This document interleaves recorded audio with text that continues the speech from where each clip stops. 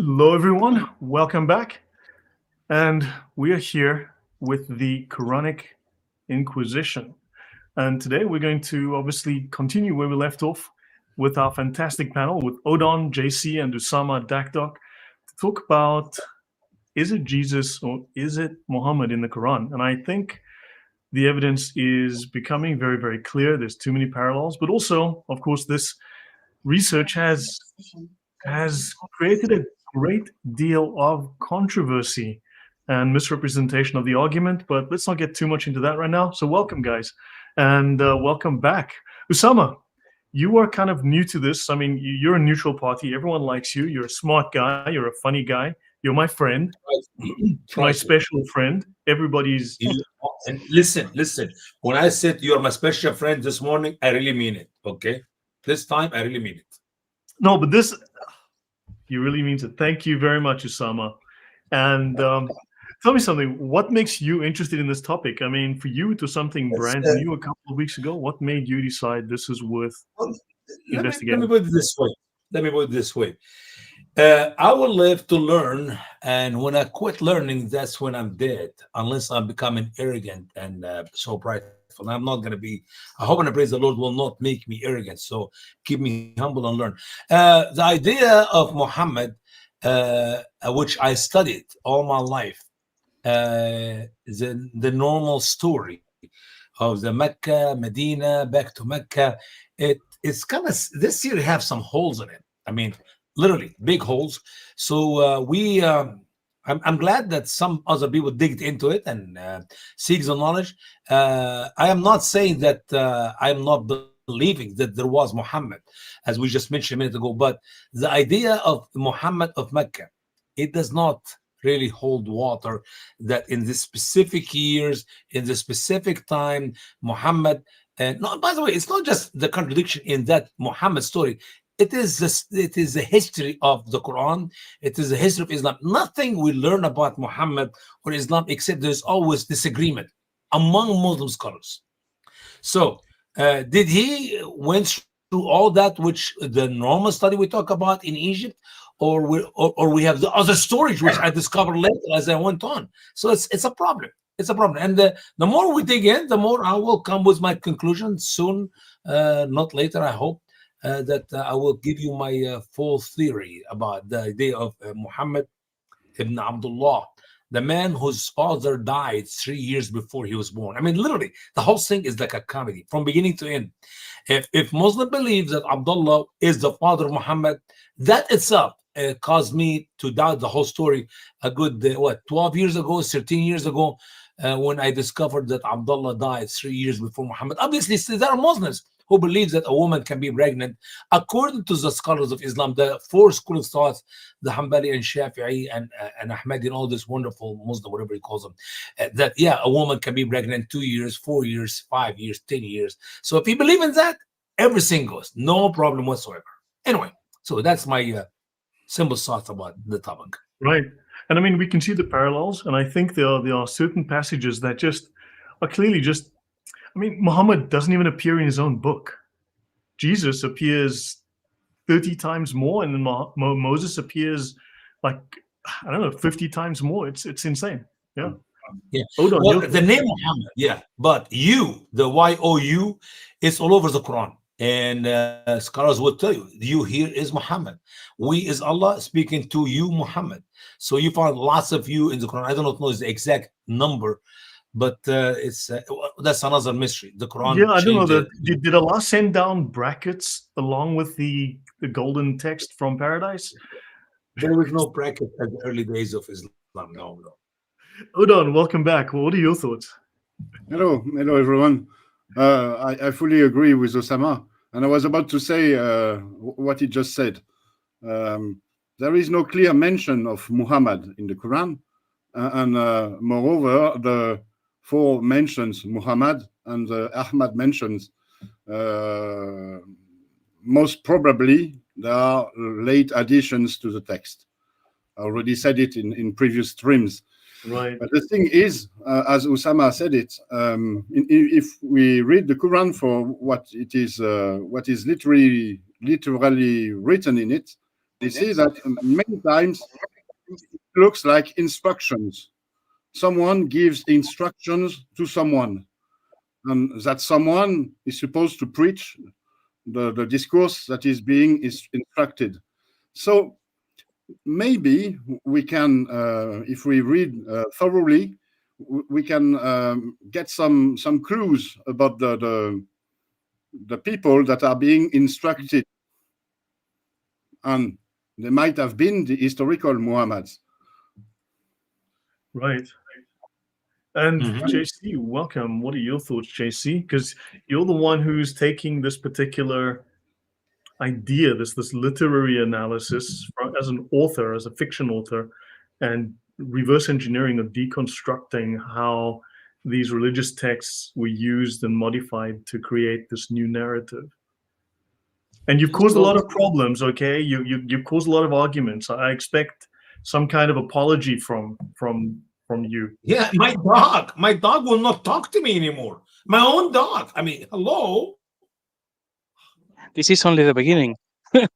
Well, first, Lloyd, thank you very much for hosting, and Odon, Usama, it's lovely to speak with you guys again. So my view is exactly what you guys have said, like very similar. I think everyone at one point believed in the narrative. Some people still do. And then at one point or another, for different people, different times, we would find something that really doesn't make sense. And we think, no, there must be something else to this story. And then we dig into it.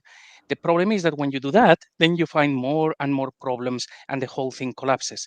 So at the moment, everybody is analyzing everything, all the scriptures and the hadiths, coins, inscriptions. I'm actually just looking at the Quran and saying, I'm not going to take anything for granted, because the people who has told us what those verses mean, they were liars. Well, so if somebody says, in here it says, you, that is Mohammed, it's like, okay, let me read the verse and see if it's describing Mohammed or if there is something else going on. So that's all we do. We just look at the Quran. You know, I think we all agree that when we read the Quran in the sense that Odon first described it, and now with your layer, that lens that we're looking at it through, the Quran seems to make a lot of sense. It actually seems to make then a coherent story that continues at least in a vaguely Christian tradition. It does seem to hang together with previous Christian traditions. It may be heterodox, sure, but then it seems to make sense. But Osama, I mean, we've done what, 38 episodes now on the Quran and tafsir, and that has been a riot. And we're not digging deep, brother. I mean, there's so much stuff we left behind, because if I will follow the writings of Ibn Kathir in his book, Al-Bidayah wal-Nihaya, the beginning and the end, the story of the Prophet, Qisas al-Anbiya, Lord have mercy, we will still be talking about that. But we see that the Quranic story is incoherent. It makes no sense. It makes assumptions. It makes jumps. It has huge gaps. The tafsir has to fill in gaps that the Quran leaves empty. Otherwise, you have a completely incoherent story that cannot support its origin and cannot support its continuation. You're absolutely right. And by the way, this will carry on all the way until we get to the last chapter of my book, volume 2, which is about Muhammad. Even the story of Muhammad is actually, wait a minute, the story of Muhammad is actually worse than that which is written about the rest of the prophets, which Muhammad mentioned earlier. I mean, think about it. It does not, I mean, it seemed to me Muhammad, in his own teaching in the hadith, assured us that his mother and his father are burning in hell. But somehow when you read the story about the birth of Muhammad, the light came out of her mother, and the light, first of all, the light came out of the father to Amna, and the light came out of Amna when Muhammad was born. It's like, hello, why not Amna became a Muslim? Why not Abdullah became a Muslim? I mean, it doesn't make any sense. He curses his family. Yeah, just so you know, before part 2, I'm going to join the witness protection program and change my name, okay? Just so you know. Odon, just to protect my sanity. Odon, what are your thoughts?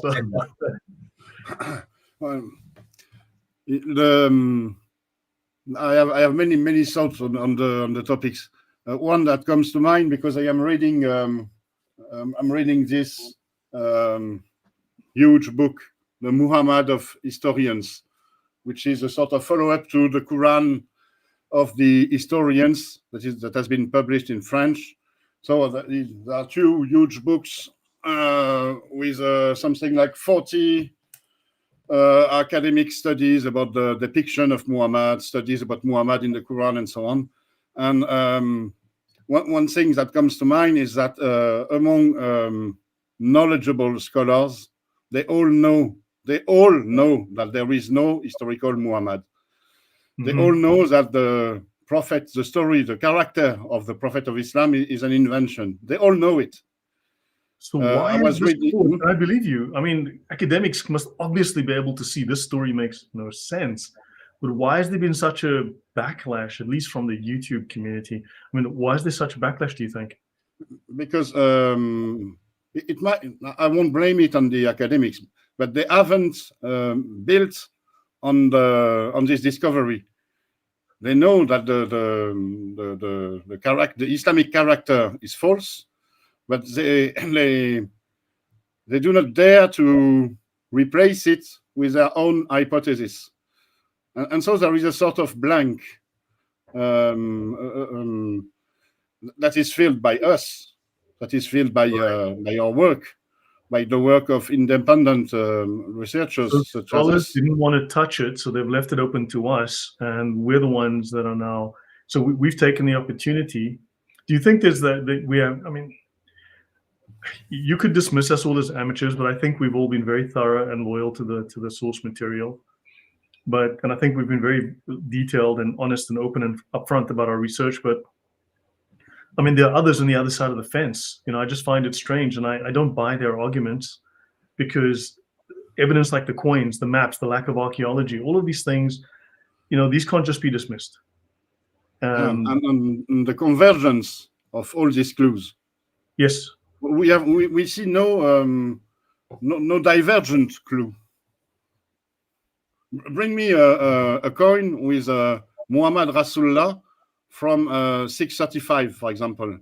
That would be very hard for me to explain. Mm-hmm. But there is none. At least, here's a fact. One of the reasons which make me strong in my belief in the Christian faith is that the writings of those who hated Jesus, the writings of those who did not like Christianity, about the truth of my Christian faith. So it's not just the disciples write to us about Jesus. How about the philosopher or the writers or the historians write about Jesus? How about the people who did not like Jesus write to us about Jesus? Mm-hmm. So you cannot deny there was a guy by the name Jesus. I don't know how you believe about him. Is he the son of God? He's a fraud. He's a blasphemer. He's whatever. But there are plenty of material written. Where is this material was in the case of Muhammad? There is some. We have some external sources about the leader of one of the Arab factions. We have the Chronicle of Sebeos.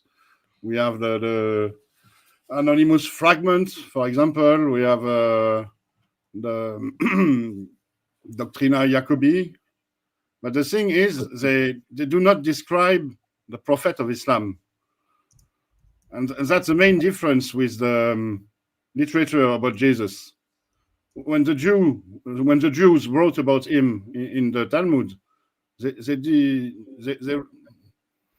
did not deny he existed. Such as the Romans, for example, the earliest testimonies of Christianity and the existence of Christ. Excuse me, Usama? Like Tacitus? The Roman, for example, and what is being written about Jesus converges with the Christian narrative, whereas the external sources about early Islam do not converge with the Islamic narrative. They depict, for example, a leader named Mahmed or Mahmad, not Muhammad. This is something to consider, for example. They depict a leader who was urging his followers to conquer the Holy Land, not Mecca. Right. And there are some huge historical events that are not taken into account by the Islamic narrative, such as the rebuilding of the temple in Jerusalem, yeah, which is something of who should have had an enormous impact on the narrative, but it's not even there. There's only the mention that a companion of Umar, when he took Jerusalem, asked him the permission to build a synagogue on the Temple Mount. Right. Yeah, JC, let's go over to you, and then we'll jump into the research. Your last thoughts, JC. Well, I think we can all agree that there are holes in the narrative, and yes, there was someone, at least someone, probably more people that, as described in the Doctrina Jacobi by Sebius and so on, there was someone. But in order to find out what that person was preaching, what was even his beliefs, his religion, we have to go to the Quran, to the Hadith, and to all of those sources. Now, the Hadiths, of course, are being just discussed by everybody. Now I'm just looking at the Quran, and one of the examples that we have covered before is the Quran says in 3 different places that Jesus died, and Islam says that Jesus didn't die. Therefore, if there was a Muhammad, he could not have been the prophet of Islam, because that would have made him an apostate. So just by looking at the book, we will find out some clues, and hopefully we can put that together with everything else that we find and come up with what happened some 1400 years ago. Right, and upset a lot of people along the way. So let's dive in. Over to you, JC. Okay, great. So I've just used this thumbnail that you used last time, simply because otherwise it breaks the next slide. Well done. Good choice. Yeah, it's phenomenal. So here we go. It doesn't have Usama's picture on it, because I had that there too, Yeah. So this is something we've discussed before. The Yesmos, those who say that Mohammed existed, they actually think that the Quran is from the right period, in the right language, it was produced en masse, and it was in the right region. So we can say, fair enough, therefore the Quran should tell us if all of those stories about Muhammad are about him, and therefore, fine, he existed, we cannot disprove it. Or if those stories told in the Quran about Muhammad, if they are not him. So with that in mind, we've been covering this thesis now in a number of episodes, which is we have the bottom layer in the Quran is what is written in the Arabic. And that says that Jesus died and resurrected. It says that Jesus is God. That text actually affirms the Trinity, and it has no idea about a guy called Muhammad walking around in Mecca. That is what the text says. And of course, we've unpacked a lot, and we will be unpacking more. There is, for anyone, it should be a huge red flag that Muhammad is meant to be mentioned only 4 times in his own book, just like Lloyd, you said earlier. It makes no sense. In the traditions, he's described as a megalomaniac. I also think, how can we talk about a man that lived in a place that has no archaeological record? And in fact, if you look at like the 13 most attested locations in Saudi Arabia, not one of them is Mecca. And it only appears once in the book, because if it appeared a lot, you would think, okay, there you go. But only once, and there is no archaeological finds. The logical conclusion should be, okay, so that meant something else, and it is a mistranslation. They created the story later. They created the city later, or they renamed a little shrine that was already there. That would be the logical conclusion. After all, the tradition said that Muhammad spent 10 years in Yathrib, and in all of that time, only one revelation came up with that name. It makes no sense. And also, Mohammed, he's described as a narcissist in the traditions. He would insert his name everywhere, and it would be very detailed. So those are huge red flags. If we were to take the book, translate it literally, and give it to someone who has never even heard about Islam, and they read it, they wouldn't understand a single thing. After the thing, if you said, okay, so what do you think about Makkah? They would say, is that in the book? I don't recall. And if you say, so what do you think about Muhammad? They would say, who is Muhammad? This book is about Moses and Jesus, because he's not mentioned. They would be very confused. And what adds to the confusion is the top layer. This is the tafsir layer. They have been pointing at verses and saying, okay, this is all about Muhammad. And what I'm doing is pointing at those verses and saying, certainly not Muhammad. But then also look at Mel's research. Muhammad, if you go back, I mean, I covered it in monotheism like 2 or 3 years ago.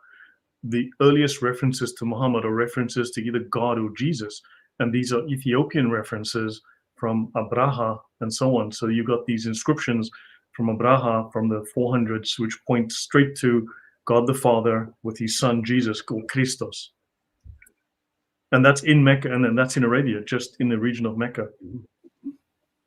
Yeah, which probably as well points to if there was a Muhammad doing these things in Mecca, if there was even a Mecca, which there wasn't, he wouldn't be able to get away with it. That region had been Christianized. They would have known that he's speaking absolute nonsense. But that's why they will say, no, it was pagan lands. No, it wasn't pagan lands. It was Christianized. So, actually, if you don't mind, the majority is Jewish. Sorry, go on. Yeah. Osama? A quick thought I'd like to share. The longer we go on in time, the easier, the faster the fame of somebody would be. So if we are 1,000 years before Christ, yeah, maybe people heard of David or not heard of David. I mean, David was a famous guy, even though some deny that he did exist, but we have the evidence of it. But you go to Jesus' time, it took some time for the news about Jesus and Christianity to spread, but obviously persecution helped it to spread a little bit faster. But you go to Muhammad 600 years after Christ, you should have him become a famous guy in much less time than that of early people, early famous people, early important characters. Why we need to wait for 10, 20, 30 years to learn about Muhammad, even though that took place 600 years after Christ? It could be, should be a lot faster, especially with the explosion the Muslims are teaching us. I mean, they are telling me in my textbook in Egypt that they moved from Saudi Arabia to Egypt 641. So literally 11, 12 years after Muhammad died, and Egypt became a Muslim country. So that huge jump from Mecca to Egypt and to take over the rest of the non-Muslim world within few years after the death of Muhammad should made Muhammad very famous around 641, at least in the Muslim world. But in the 700s, no one had heard of Muhammad. Exactly. That makes no sense. Makes no sense. Yeah. Exactly. Yep. So what we discussed in previous episodes, Osama, if there is something here that you don't like, maybe you haven't actually seen these arguments before, we've covered them. We can discuss any time that you like. But some of the things are, so Al-Isra, the night journey, Surah 17, verse 1, is not about Muhammad, is all about Moses. The Surah 97, the whole thing, the night of Al-Qadr, nothing to do with the Quran being revealed or descending from one heaven to another, is the birth of Jesus. And we know as well that the moon is split. That is in the book. It says the hour has drawn near and the moon has split. But there are no stories written about that until much, much later. So we know that they were creating hadiths trying to put Muhammad into the book. Yeah. Ibn al-Qais wrote poetry 35, 40 years before Muhammad, quoting the same verse, when Shaq al-Qamar. So the split of the moon was known about. As a matter of fact, the daughter of Ibn al-Qais came to Muhammad and she told him, this is, according to the scholars writing, Muslim, this is a statement you take from my father's writings. Yeah. And then also the Burak story comes from the 800s from a poem, and it's attributed to Abraham. So the Quran wasn't written in 625 or 638. When aspects of it are written 2 centuries later. Yeah, well, I hate to jump, but when the thought comes to my head, I don't give it out now. I'll not remember it later. In the story of Joseph, Quran chapter 12, Joseph was sold for few of dirhams. Dirham as money did not exist in Muhammad days. As a matter of fact, in the story of the cavemen, you're talking about go with your paper. You're talking about money made out of paper. Paper money was not invented by the Chinese for hundreds of years later. So how can you have these verses in the Quran about not silver, but dirhams, not about just money, but paper money? Somebody play with the Quran hundreds of years later. I don't know. Yeah. And that's the 750s when the dirham was first used, I believe. So this is 120, 130 years after Muhammad dies. Whatever the date is, I know for sure. Yeah, so the Quran, I mean, so this money comes more than a century after the death of Muhammad, when the Quran is already finished. So how do they include something from the future into this book? Odon, I think you want to say something? Well, it was just about the split moon. What you said, Usama, you referred to some pre-Islamic poetry, which is part of the Islamic narrative. We have no mention of this Islamic poetry other than in the late Islamic narrative. And when you look at the verse, it's a very simple verse. The hour has come near. So it talks about the days last, the judgment day. And so it talks about the catastrophes and the signs there will be during this time. So there is nothing about a Quranic miracle or Muhammad having split the moon or something like this. It's just a prediction about the apocalypse. Yes, and at a later time, when the makers of the Islamic narrative needed their prophet to perform miracles, they looked in the Quran for verses that might fit a probable miracle having been done by their prophet. And so they selected this one and invented the prophet, the miracle of the split moon. And that was it. I did this research about 20 years ago when I translated my Quran, and before verse 1 of Quran chapter 54, I wrote, Muslims claim that Muhammad divided the moon, but the infidels still would not believe. Actually, the verse does not say that Muhammad divided the moon, but simply that the moon is divided.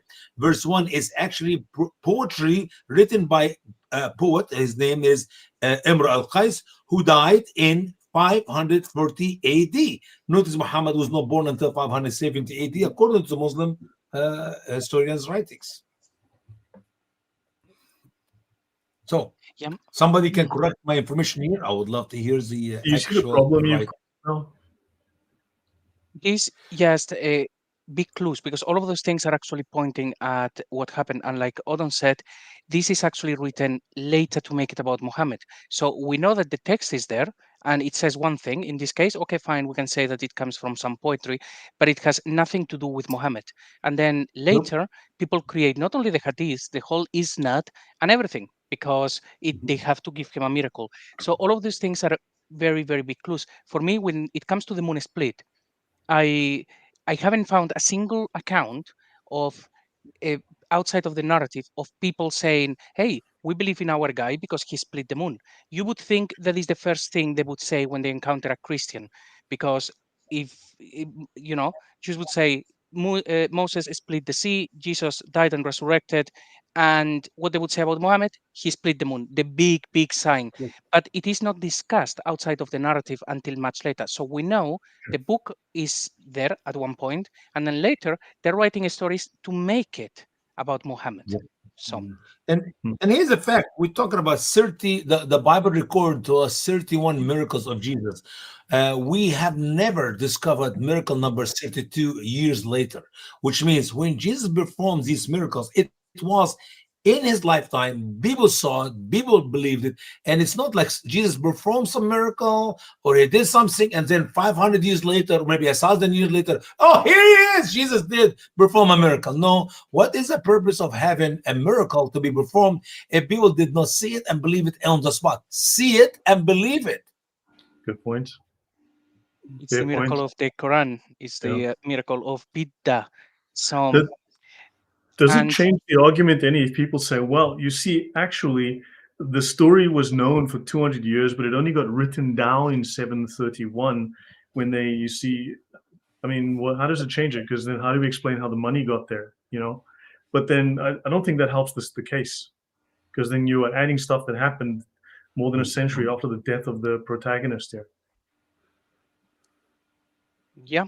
And certainly it is clues that show that they were actually adding things and writing things into the book or on top of the book when they shouldn't have been. Some of those I try to stay away for the time being, because maybe there's a problem with the diacritics and the actual Rassam said something else. Maybe it was changed later, but maybe it was not even supposed to say that at all.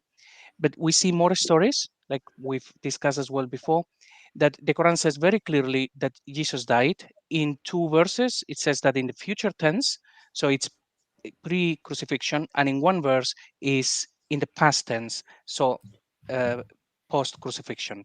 And it says that he resurrected. So we know that the book, when it was written, it was saying these things, which they are 100% incompatible with Islam. So they have to create all of those interpretations to say, no, no, no, let me tell you what it means. And we've seen quite a bit of that. So the book says one thing, but then the traditions, they tell us something completely different. Interesting. Or makes a very good point with the Gnostic Gospels, which started to add lots of details and facts and so on, supposed facts. The church saw this as a problem because the canon was closed. So adding things a century later was a serious problem. And they said, no, that can't be, that has to be false. That's not part of the original story. Whereas clearly we've got stuff added 150 years later into the Quran. Sure. Lloyd, can you bless me by reading Quran 9:31? And just a quick thought here about the true writings and how the Quran declares that Christ is to be God. That's a verse. Sadly, if my dear brothers here did not have it in my accurate translation, most likely they missed it. Most likely. 931. I'll do it for you now. Yes, please. Should I share my screen? I know just read it? I know it by heart. It's okay. I'm just going to share, and then you'll have to just reshare in a moment, right? Give me a sec. It's a very powerful verse, like the verse in the past tense, 116, when you caused me to die. What it said here, 31. They take their rabbis and their monks as lords rather than Allah and the Christ, the son of Mary. Notice here, Allah and Christ to be taken lords. Not one other translation in the English language have put it right. They all lied. They all put Christ earlier or put Christ later and tried to separate. This is a very powerful verse. دون الله والمسيح عيسى ابن مريم. والمسيح. And they're not commanded to serve except one God. So you've got one God, that's Allah and the Christ. Yeah. That's a big problem for Muslims who will be honest with themselves when they read. I know 5:16, when you caused me to die, past tense. Actually, that led my friend Mustafa. He used to be a professor at the Azhar University, and he used to be imam in Cairo, one of the mosques in Cairo. He became a Christian because of that one verse, the past tense of the death of Christ. Yeah, and the Allah and the Messiah, that one is the only place where they actually have that. The thing is that every time when we see in the Quran, Allah and his messenger is the same. So when they were writing this, most of the work was always about Jesus. In all of those verses that talks about the messenger, they have really tried to push Muhammad into those verses. But the majority of them, if not all of them, are of course about Jesus. Is actually always associating Allah and his messenger, exactly the same as Allah and the Messiah. So, but yeah, the book says very clearly that Jesus is Lord. And we've seen as well, they call him the Word. He's the Word of God. And we've seen as well some of the Qiraat where they seem to have been hiding that as well. So we're starting to get a theme of what the Quran originally said before they twisted it as much as they could. And like Usama said, Surah 9, verse 31, every single translator will add a little line, a bracket, a space, another word.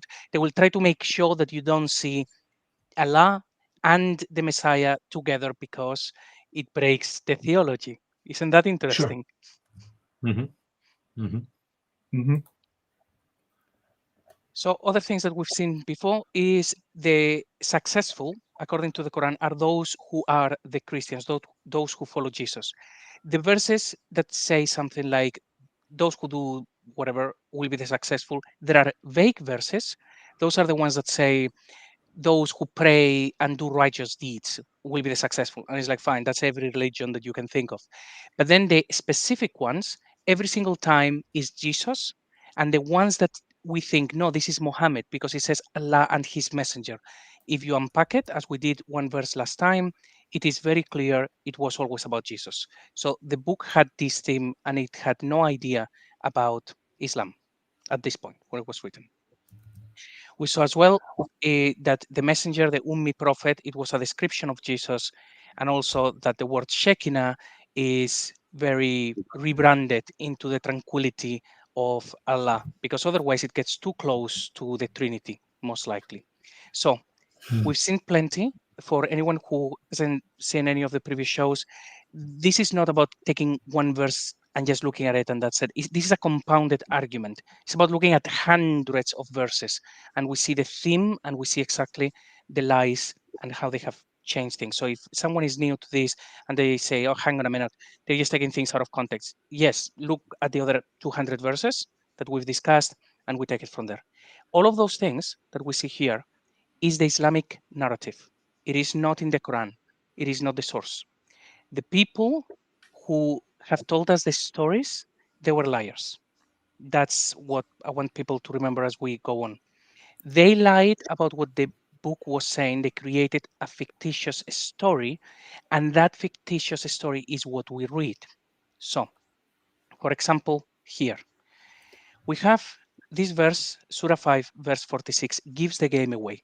It's saying that Jesus confirms the Torah, what came before him of the Torah, and also that he got the gospel, which confirms the Torah. Now, this verse should have been removed very early on, and they didn't. So now we can nitpick. Every time that the Quran says that something confirms something from before, in every single case, is Jesus confirming the Torah or it is the gospel confirming the Torah? In every single case. At no point it is the Islamic Quran. There are a couple of verses that will mention the Quran. Those have to be unpicked. I've been working on those. And we're going to see some examples. Now, in here, this sentence here is Baina Yadeihi, which David Wood likes to talk about this one quite a bit, because it means he confirms what he has between his hands, what he has with him. There will be verses in the Quran that will say, and we sent it confirming what came before it. And we'll use this Baina Yadeihi expression. In those cases, he's talking about the word confirming the Torah. At no point is meant to be the Quran confirming what is between his two hands, whose two hands, and that is the Torah and the Injil. It's all rebranding. So for anyone who is working on this research, yes, remember, follow the money. In this case, Baina Yadeihi, it is actually used for Jesus, something confirming what came before, is nothing to do with Islam. This book is not aware of Islam. We have the same thing here, Surah 61, verse 6, Jesus against confirming the Torah. And then there is the whole thing about Ahmad, but you know what? We're not going to talk about that one today, so we can send it away. I'm just looking at the clock. So, and 350, the same. This is supposed to be Jesus speaking, confirming what was before him of the Torah. Fine. This is the theme of the Quran. Oh, and I have a quick to make question for you, brother. yeah. What do you do with Quran 548, the following verse from 546 and 47? See, 545 talking about the Moses and the Torah, and if people don't believe in it, they become infidels, and it's have guidance and light. And anyway, and 546, 47 talk about the Jesus and the gospel, and then 548 speaking of Muhammad and his Quran. How do you address 548? Oh, well, quite simply, because 546, so is this one, for 547, he's saying, oh, people of the Injil, follow what has been revealed to you. And then in the next one, it says, so we have revealed to you the book in truth, confirming what came before it. So it's like, okay, so let's think this through. So we have verse 46 is talking about Jesus confirming the Torah and the gospel confirming the Torah. The next verse is talking about the people of the Injil. And then, as if by magic, we get to verse 48. And now we are 600 years in the future with Mohammed saying, not the Quran, but saying the Kitab bil Haq. It is all about Jesus. It is all about Christianity. This is supposed to be the, let's say, the preacher or the person speaking these words is establishing that Jesus confirms the Torah, and the Injil, which later is referred as the Kitab bil Haq, confirming the Torah. Then he's saying the people of the Injil follow the Injil. And then the the narrator or the person speaking is saying, you follow the Kitab bil Haq, which confirms what came before it. The Kitab bil Haq, the Gospel. What came before it, the Torah. And it says, as is faithful over it. The word is Muhaymin. Is it Muhaymin? Muhaymin Yes, عليه. Muhaymin over it. So the Injil is Muhaymin over the Torah. Muhaymin being from the word of faithful, which comes from Syriac, if I remember correctly, which means is faithful to the previous book. If it is the Quran, it just breaks everything. That's how I would interpret 46 to 48. If I might add something here, there is a general meaning that comes out of those verses 48, 49. We see that let's say the person who is instructed by the we he is being sort of tested. It seems that he lives in a sort of coexistence with Jews who abide by the Torah. But since he has the gospel plus the Torah, he is a bit different than the Jews. And it seems to me that the instruction is here to sort of make him understand that he is not like the Jews because he has the gospel. And since he has the gospel, he shouldn't fear to be confounded, to be seen as a Jew. You see my point? When you read the two verses, this comes to mind. There is something of an historical context here where let's say the believers or the preacher and the believers were living in a very close vicinity or with Jews. So it might have happened during the conquest of Jerusalem around 614, or it might have happened elsewhere. But it's something to take into consideration, and this is why I think the text insists on having the gospel plus the Torah, or the Torah plus the gospel. Yes, and when we are not really sure in this verse when it actually says, and we gave him the gospel. I need to actually, I can't remember if I checked the Kirat, but I actually still haven't even decided if by gospel, Injil, they actually mean the whole New Testament, or if they actually mean one gospel, which is the one that they have. So that's why I try not to get into those things. It's like, okay, let's try to keep it as open as possible, as opposed to narrowing it down. But certainly the conversation seems to be between Jews and Christians, and so far we haven't seen a single Muslim around. Yeah. We talked to you and I, Lloyd, about the book, and we said there was no book in Muhammad days, period. So if we take 548 as Allah speaking to Muhammad, and to you we send the book, the Quran, there was no book in Muhammad days. Not the scholar of Islam could not tell us Muhammad received a book. That's a problem itself. What book are you talking about? Yeah. What scripture? Yeah. If we play it out, and we might the book. Yeah. And as I always said, a book have a cover. A book in pages stick together, not a scroll. Not a scroll now. If you use a scroll, now a piece of paper, but even what I studied in Egypt in college or even high school, whatever early years, the Quran was written on a small, tiny piece of leather, wood board, bones, dead bones, shoulder blades, the leaves of palm trees. I mean, you're talking. There's no book. Muhammad was taking 20% of all the booty. How did he not have the money to write a proper book? No. I don't think if there was Muhammad, brother. If there was Muhammad, it would be so stupid of him to write his book in a book form. When you're lying, you don't want to record your lying. You don't want to make a video about fishermen, and they managed to properly write a book, or at least a scroll. Yeah. There's something else about the meaning of the word book or kitab. Kitab in Arabic, it's not book per se. It's scripture, what has been written. And it is very close to the Hebrew katov, which is the same word, exactly the same word. And in Hebrew, we use the expression katov for scriptures that have become sacred. You see, for example, when a rabbi teaches, his students learn his teaching by heart, and as time comes by, his teaching is recognized as sacred, and then is put into writing, and then it becomes a katov, a kitab. Kitab. So you see the difference here. The kitab is something that is religion, that has become religion, that has been sacralized.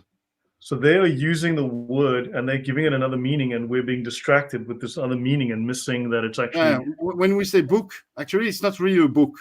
It means a scripture for a religious instruction scripture that has been sacralized, such as the Torah, for example, or it could be also the Talmud.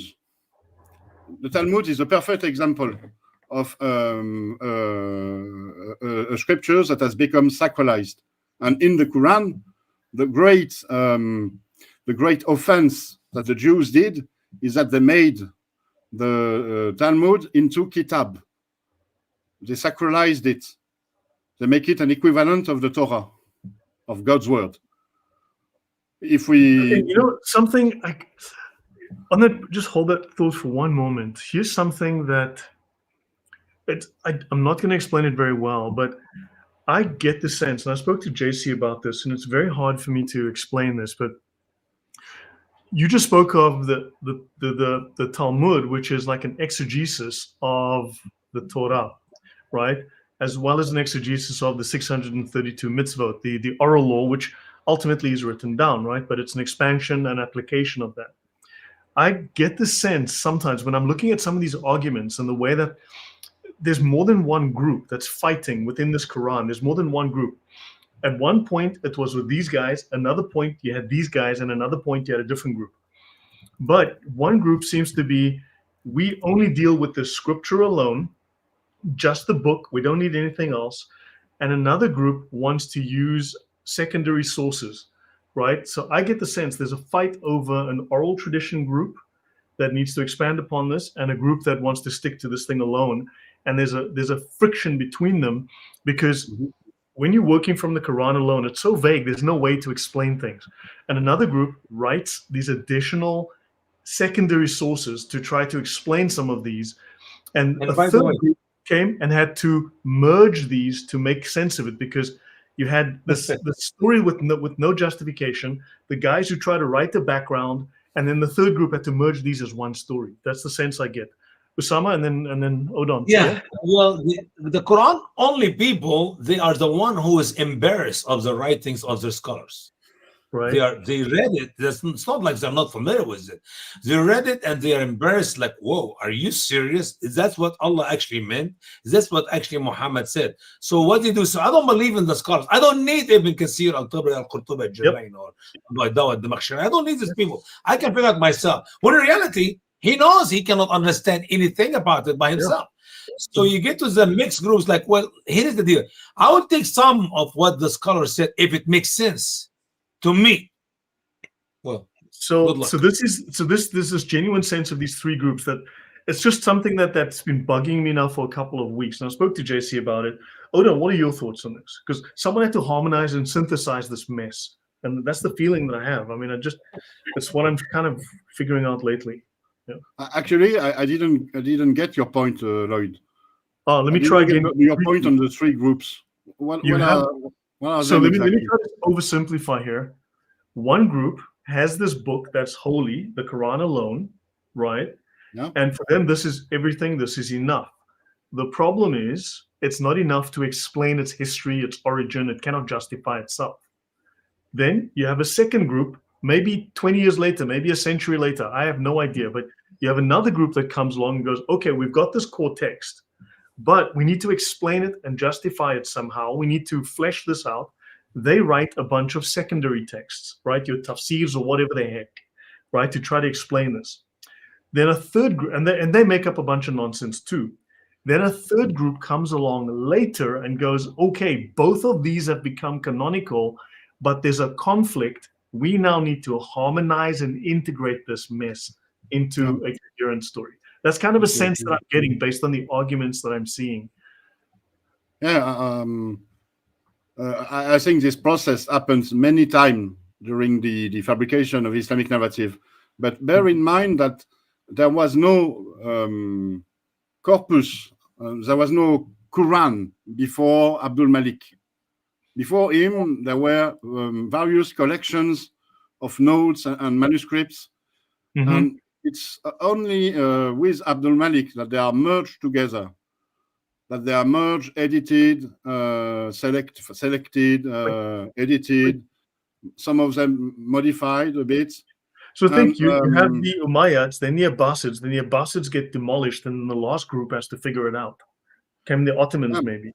But the thing is that for example, the early Umayyads, starting from Abdul Malik, they did not see the Quran as the Abbasids later saw it. For the Abbasids, the Quran was the support of the divine revelation that gave them legitimacy to total power, to the caliphate. Yeah, this group says this is the divine word. We don't need to add anything to it. Stands alone. The other group says, yeah, we're going to need some context here. Yeah. But, and besides, within the Abbasid regime, there was a core of Alids, a core of Shia Muslims. Let's call them this way. But even if it's a bit anachronicus, they were not called Shia Muslim at this time. But and so there were various factions within the Abbasid coalition. We are taught about the Mutazilit and Asharid factions, but also within the Abbasid coalition, there were people who believed that the revelation still there were still themselves ongoing revelation, the support of the ongoing revelation. So they might have had their own explanation for the Quran, which challenged the. So then someone had to harmonize this mess, and that was the last group. And I don't know which century that was, but some group had to come along and try and harmonize this nonsense. But maybe it was even after the Abbasids. Ottomans No, potentially. it might be because the harmonization, when we really look into it, it came very, very late. Bukhari's treaty, for example, Bukhari's hadith, we don't know that they were finished during Bukhari's time. Yeah, The earliest manuscript is something like 200 years younger, excuse me, than Bukhari's. True, but then also we don't know when they were fully canonized. But Osama, do you have to leave early? You said you may need to leave. I'll wait a little bit. Yeah. Would you like to add anything before I go to JC? Because I've got a question for JC after this. No, we're good. We're good, brother. JC, Odon, Owa makes a good point here. When the Quran says gospel, Odon, I'd love to get back to that question a bit later, but yeah, that'll be interesting to discuss. It says when the Quran says gospel, it may mean the four gospels, right? Because the main group that is in the Quran rejected the epistles; they are never referenced. So, JC, what is it that the Quran never references? What does it reference, and what does it not reference? Maybe that also tells us to what texts were extant or which group was active because they had leaned on a certain thing, and maybe we can trace that historically. Well, I think we just see the name there, Injil, and nobody knows what it is. What is the Injil, right? The thing is, I'm doing sessions with our brother John, who is looking at the themes that we find in the Quran and interpreted them through the Bible. And so far, he has found the themes that we find everywhere, as well in the Acts of the Apostles. the whole Mhm. Bible from Genesis all the way to the book of Revelation, like the Really? same themes. So I cannot say how much these people actually knew, but so far it looks like they knew more about Christianity than we give them credit for. Okay, and the leanings are very Syriac Christianity, right? Because the language tends to lean Syriac. The leanings seem to be very Syriac church, like Nestorianism sort of leans in that direction, doesn't it? Yeah, but Um, we have to unpick more and more verses. A lot of these problems that we have in verses that they seem to point at Muhammad is because they try to put him into a verse, and in order to do that, they had to break the verse, and they do that with the diacritics. So once we understand the theme that is going on around the verses, is when we can say, okay, these three words really stick out like a sore thumb, and we can try to figure them out. And by we, I mean that should be a word for someone like Usama who understands the language and can figure those things out very, very quickly. a quick share here. The word Injil is written in the Quran 12 times. I don't have to quote you, trust me for that, but I got the location if you're interested. But the first time I have in my translation, I said it is actually a non-Arabic word of Greek origin, which means it's words the gospel, the good news. That is the word Injil. And by the way, I believe Muhammad or whoever wrote the Quran does not know what the word Injil is, because Injil is Bishara. Bishara is Khabar Sar. It is a good news. It's a Khabar Mufrah. It is a joyful news. Hey, you got a son. Your son came back home safely. Something good. That is Injil, Khabar Sar. It's always good news. That's what it is. It's a Greek word. But if you listen to what how Muhammad used that word in the Quran, وَبَشِّرُهُ بِعَذَابٌ أَلِيمٌ, and give him the good news of a great torment. Man, how can you have good news of great torment? So actually, Muhammad used the word yubashir, which is a root of the word Injil. It's actually the verb of the word Injil, which gives the good news. He's sick, it's just announce, lets them know, informs them. No, that's not what the word. The word bashir, it is always gives a good news, give a joyful news, something real good, But that's not how you understand hell to be. Hell is not a good news. That's a bad news. Yeah. I just want to mention something. I just want to go to Ethiopia for a moment. So the word Arabic Injil, now this is based on some research I did a couple of years back, so I can't remember it all offhand now. But it does resemble the Ethiopian word Wanjil, right? The word had already been introduced into Arabia by the Abyssinian Christians at the beginning of the 6th century. In fact, even sooner. The generally accepted origin is Greek, euangelion, good news, entering the Arabic via the Ethiopic wanjel. According to Arthur Jeffrey, the long vowel in wanjil, like the second syllable of Injil, is a very close resemblance, closer than the Syriac. So now you've got this Ethiopic link. So they have the Christian community in South Arabia at Najran, which was perhaps the oldest Christian community in Arabia, right? They were persecuted by the Jewish king Dunawas. I think he's a heterodox, as in heretical Jew, right? So many of them were Nestorians. Others were Monophysites from the Monophysite Church of Abyssinia. And in international trade, Abyssinia was a major source of trade. So I don't want to get too long into this, but Abyssinian, philologically, Ethiopic is the ancient language of Abyssinia. It is the most closely related to Arabic of all the Semitic tongues. Just as a basic fact here. Now, the contacts in Muhammad's lifetime are close, right? The southern portion of Arabia had been under Abyssinian rule. The Abyssinian army was dominant, right? They'd marched with Abra. They took with them the full Abyssinian Bible. They had the full Coptic Bible or Ethiopic Bible at the time. So within the 3rd century, you actually had a full Bible from Ethiopia in Arabia, and this was the dominant military and economic force at the time. There were trade relations between Abyssinia and Arabia, right? Because they were the 4th largest kingdom in the world at the time, and so on and so on and so on. Just what are your guys' thoughts on that? Yeah, I think it's an interesting theory. And the word Tawhid, it comes from the Ethiopic Tawahedo Church. I mean, the word Tawhid. We already talked about it when we did a stream about the associationists, mushrikun. Yep. I wanted to point out something else. Injil is a Greek word, and there has been Well, originally Greek, Yeah. Evangelion, but it comes through the Ethiopic into the Arabic. So because you no, but translate it might have came through with by another way. You see, when Persia was evangelized, starting from the 1st century, there were still Greek cities in Persia, in the Persian Empire at the time. Greek cities that had been founded by Alexander the Great. So the evangelization of the Persians used two languages. It used Aramaic and it used also Greek. And so it might be a reason for the gospel being called Injil. Yeah, yeah, and we have it in the Bible 68 times. Yeah, I of mean, course. so That's it's the not name. like guessing. We know for sure it's a Greek word. Yeah, And that's the very name of the gospel. Yeah. Gospel is good news, good tiding in Aramaic. The early name, the very first name of the gospel is this good news.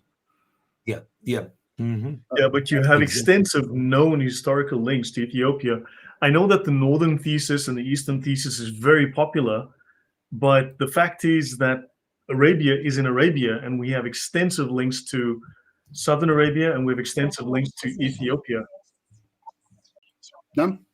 So we know which people. It tells us that early Islam was not did not happen in one place. Yep. It developed among among various influences from Ethiopia to Persia to Jerusalem to Syria, and it cannot be it cannot be that it happened only in one place.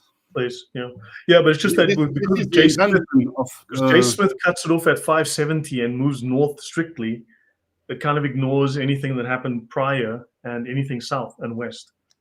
Yeah, exactly. And besides, things also could have developed independently, and then they could have merged. You see, for example, there might have been an Arab Christianity very influenced by Ethiopia in Arabia, and then influences from the north came, and the religion developed in a sort of melting pot, using trade routes would explain influences from the north and from the south. Yeah, I mean, trade routes would explain that. Trade was the internet of the day. It would be perfectly explained. Exactly. That's the thing. Yeah. JC, your thoughts? Odon and Osama? We're doing good. JC, back to you. Yeah, I think figure out more things in the Quran, we will be able to see as well where they actually borrowed the stuff from. At this point, I would say they have some words that are Pahlavi and from all sorts. So certainly it is not very clear cut, and certainly a lot of Syria, but gears. So is it just me, or are you breaking up? He's breaking up. It's cutting bad. Yeah. Am I back? Yeah. Am I back? But that's also why, because you're back. It's not clear cut. This is why I have a problem with some other people, at least, who simply want to claim, yes, there was one guy called Mohammed. He was born on the 12th of February, 570 AD, and he died on the 9th of January, 632 AD, just after his 62nd birthday. You know that a bunch of the Muslims do not celebrate the birth of Muhammad. They say, actually, a large number of Muslims do not celebrate the birth of Muhammad. They think it's a no-no, like Jehovah's Witness does not celebrate Christmas. What sad people. Yeah. You know, they should send their Christmas money to me. I can use it very well. I can use it. I can do what the Red Cross does. I can donate 6% to charity and keep the rest for fees. Anyway, well, since you have, I think I felt from your talk earlier that you gave me permission to leave. But would you please send me the link, because I really want to hear the rest of the conversation. Guys, are we You going to give promise. Osama the link? I mean, are we going to let him leave? What's Please. the... Listen, you didn't hear me. I will send you one of those. Woo! What? What's this? Oh boy. It's a dollar? No. You know, $1,000. If you're lucky, Osama, I send you one of these. This is 50 How much is it million worth? Zimbabwe dollars. How much is worth? How much Billion. is worth in my US dollar? That's what I care about. This is my retirement. I'm leaving this here on my desk for my retirement. I tell you what, 50 if it's worth, million. if it's worth more than $150, I will send you one of these. Come on. Look, here's the back. It's real gold, man. Look, shiny like gold. Anyway, appreciate you guys. Love you all. And I apologize for leaving early. I have to be at the shop in 20 minutes ago. Let me put it that way. But we'll catch up. We'll continue, but please send me the link, okay? Send. Nice speaking to you, Sama. God bless you guys. Appreciate you. Bye-bye. Bye-bye. Cheers. God bless. Yeah, JC, back to you. Well, I had just moved actually a slide that we're going to see in a minute for the benefit of Usama, because I think he would like that. So fine. Now, hopefully you will send him the link and he will actually pick up from here. So what we were actually establishing here is a theme. It is a theme that the Quran keeps talking about Jesus doing these things, confirming what came before it. And then they tell us when verses are saying that Jesus confirms the Torah, they change all of that and say, no, this is now Mohammed confirming the Torah and the Injil. And we're going to see that in a minute. But as it is now tradition, we see here on the very final line here on Surah 3, verse 50, Jesus confirming what was before him in the Torah, and then to make lawful for you some of what was forbidden. So something that only Allah can do. We have this verse in the Quran saying that Jesus did that, which of course, then they have to fix it. No, it's God makes things lawful and unlawful. Jesus sends the message. It's like, no, this is Christian. And this is what we have seen already in every single show. I will bring this up every time where we saw Surah 7, verse 157, which is a total description of Jesus and nothing to do with Muhammad. It says, making things lawful and unlawful. So again, we see the themes repeating, and also we see how they try to hide things. They want this to be about Muhammad, and now you have the something that Jesus does and is absolutely halal, which is making things lawful and unlawful. Now you have Jesus and Muhammad doing it, and they are also not doing it because it's only Allah. So you have to then reinterpret the whole thing. So anyway, we've discussed this one quite a few times. This one was going to be the end of the show, but I had moved it for Usama's benefit, so I hope he sees this, because I found it very interesting. So Surah 48, verse 9. We read here from our very good friend, Daif International, that you people, or your people, may believe in Allah and His Messenger, and honor Him, and respect the Prophet, and exalt Allah morning and afternoon.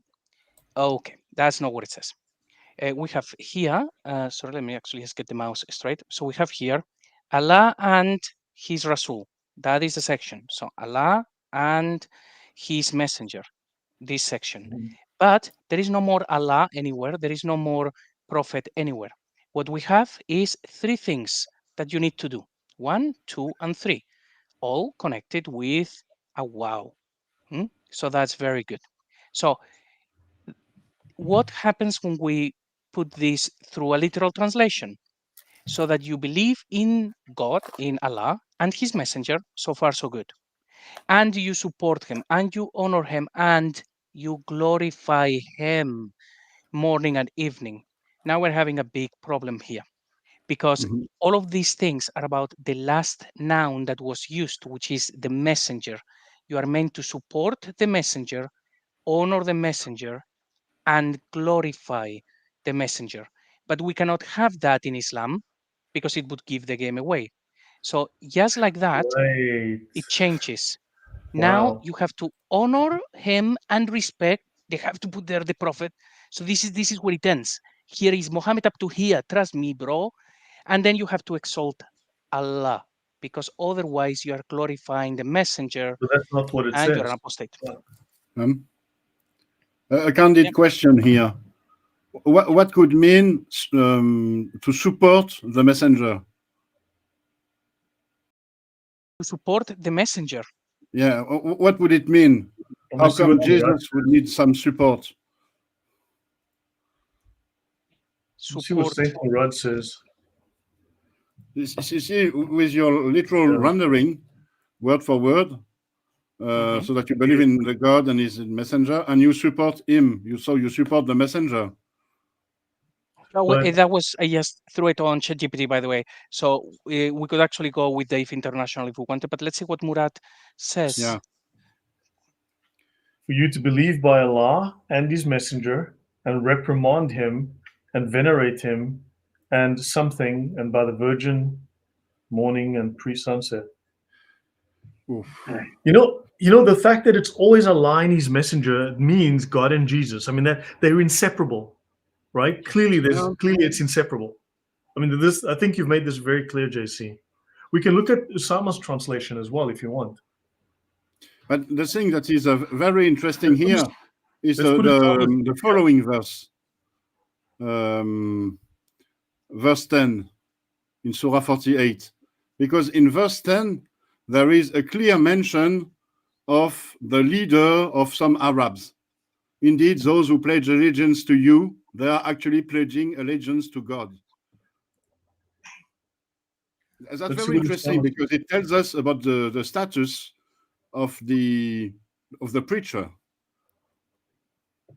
So Usama writes, go on, sir. Yeah, the thing that is very complex and difficult to understand is that the historical Muhammad, the one that is being instructed in the Quran in order to preach to some Arabs, he was given a sort of divine power also. You see, here in the verse in Surah 48, verse 10, the instructor tells the preacher, indeed, those who pledge allegiance to you, they are actually pledging allegiance to God. Right. So you see the complexity of the situation. In the historical dossier, we have someone that does not pretend to be the Prophet of Islam, but who does pretend to be a sort of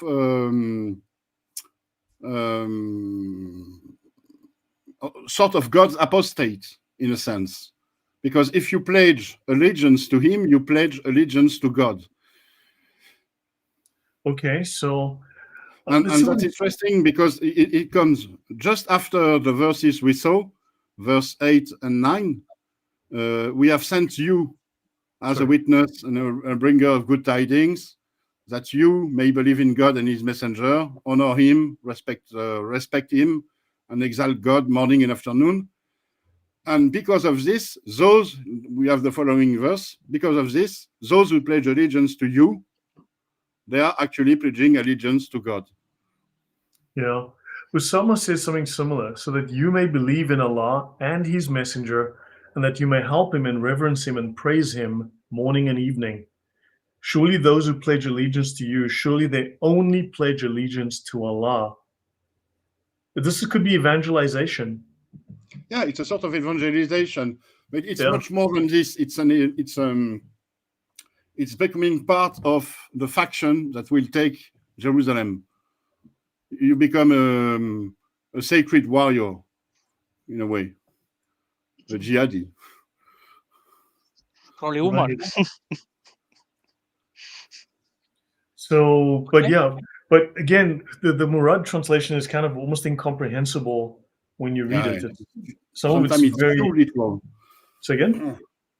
It's too literal sometimes. Yeah, it's very difficult sometimes. Usama, I mean, makes good points. Yeah, because also, but then they both have their value. I mean, they both have their value. So hold on, let me just put you back on stream. There you go, JC. Yeah, so there's room for argument here. There's room for interpretation, certainly. Yeah, there are, with Murad's translation, there are things that I'm actually investigating now, which are from his question marks. because he didn't find that word. So then we know the word is from a different language, or But he left it out. He didn't not find it. He just Yeah. usually left it out. yeah. It's not Arabic. So yeah, and with the next verse, verse 10, I have thoughts, but although maybe that's something that we can unpack some other time. I think there might be something else as well with that picture, Okay. but it could be as well about someone saying those things about himself.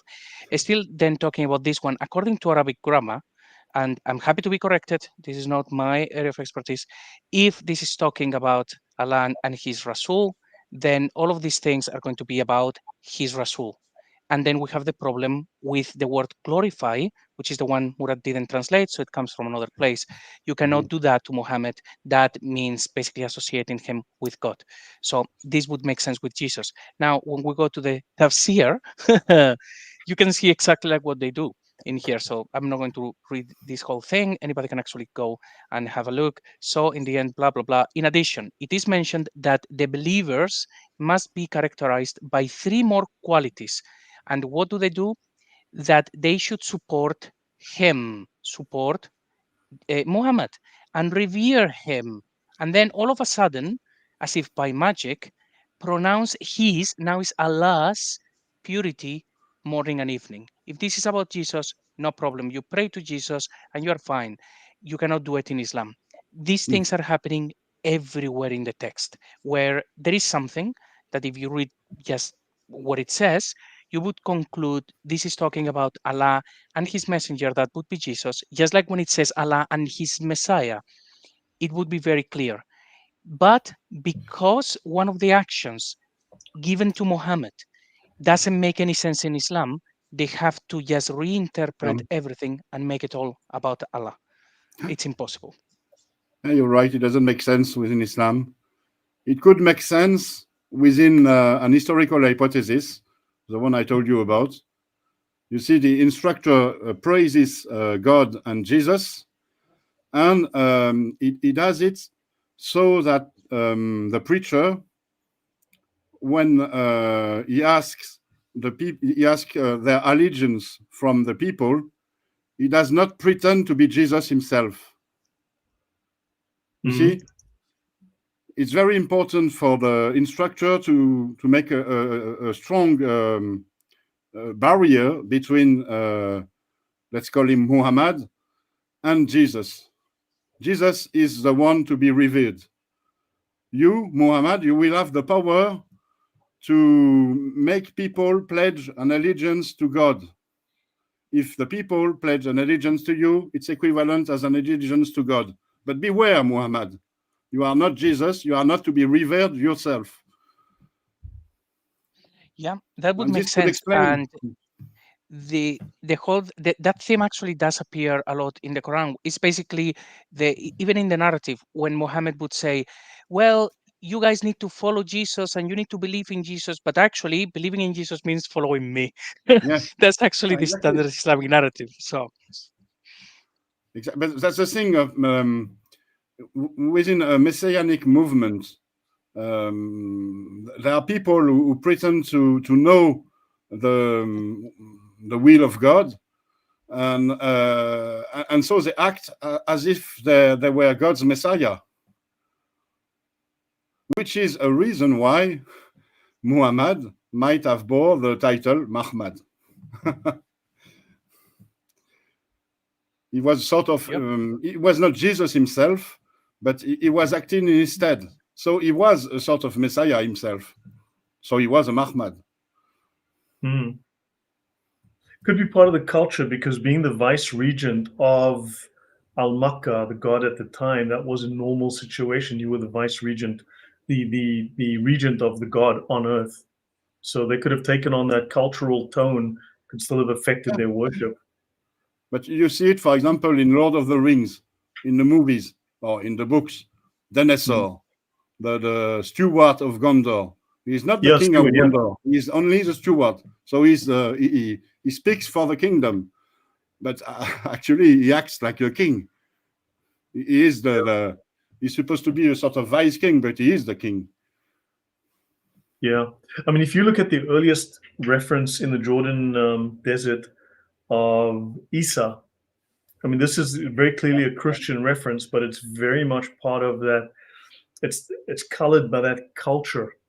So you've still got these, that whole Bedouin sort of culture that so they've taken that Christianity and they've still simply modified it, adapted it, or it's taken on that look. So you could see that happening. I mean, this is probably not exactly, shall we say, orthodox. This is going to be heterodox somehow. For sure. And within the Quran, it's very heterodox, what we see within the Quran. Yeah. JC, go on. All right. So I think, what are the slides? And then I think this will be the final section. So just a few verses. And the message is like for the audience, for people who are trying to help understand the Quran better and they are reading the Quran, don't take anything that the tafsir writers said, like at all. Take everything with a pinch of salt because they lie. We've seen at the start of the show, like quite a few instances where they just replaced everything. And every single time that we speak, we come up with those things. So these are some examples, even without drawing final conclusions. For example, so we have Surah 2, verses 40 and 41.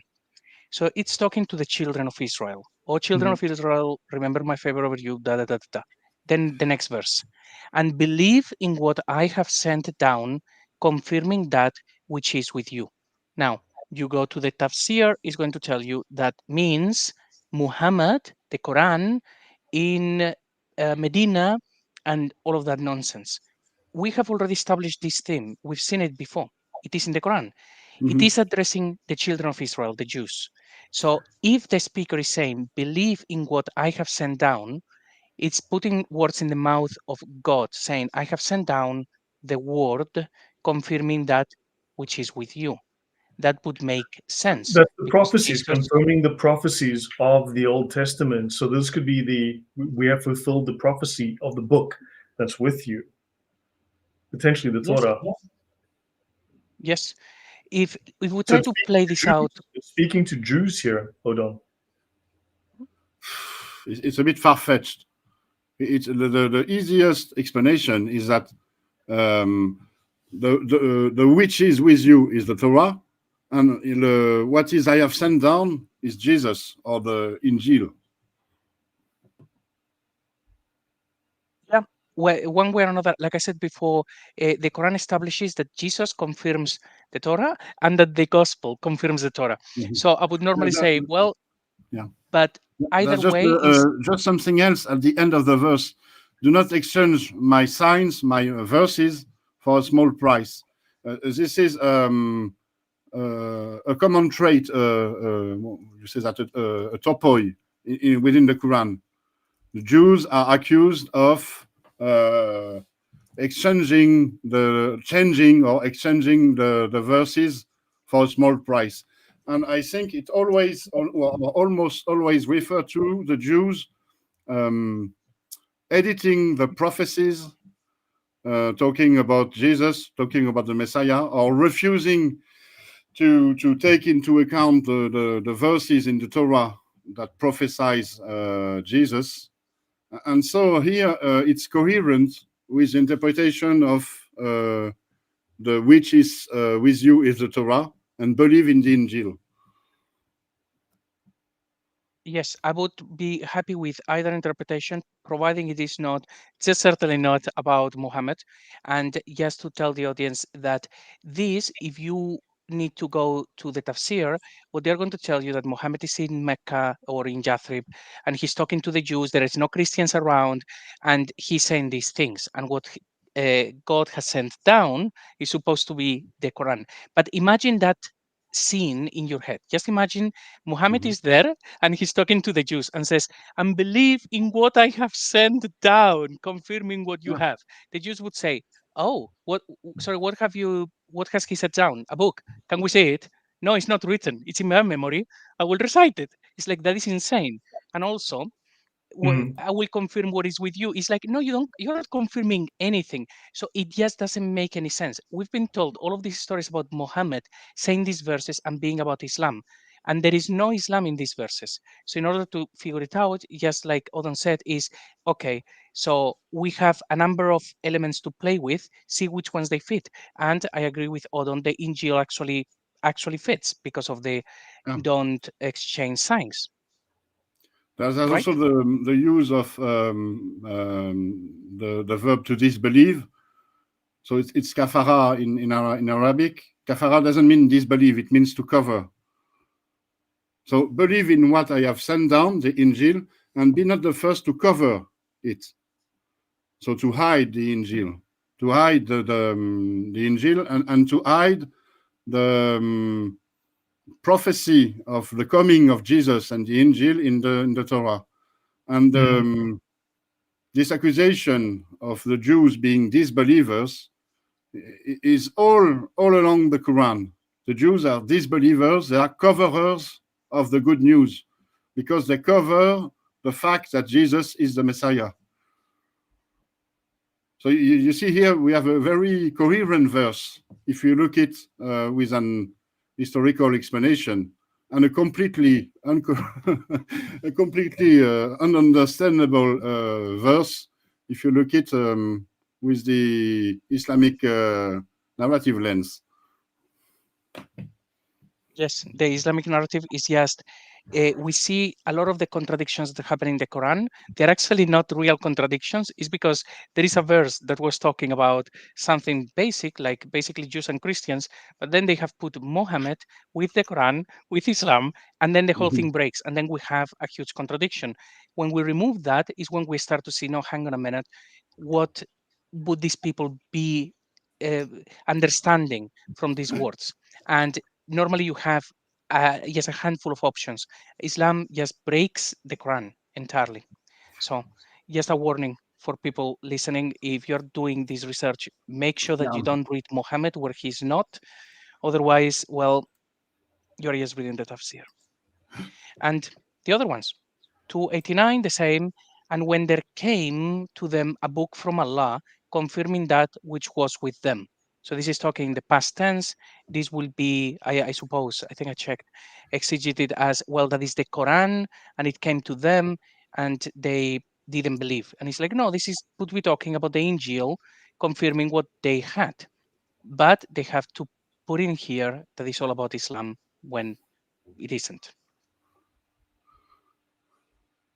Oh, and Odon, as well, to follow up when you said about the disbelief, yes, and another theme that appears a lot is actually what you said about the signs, when they say they lied about the signs from God.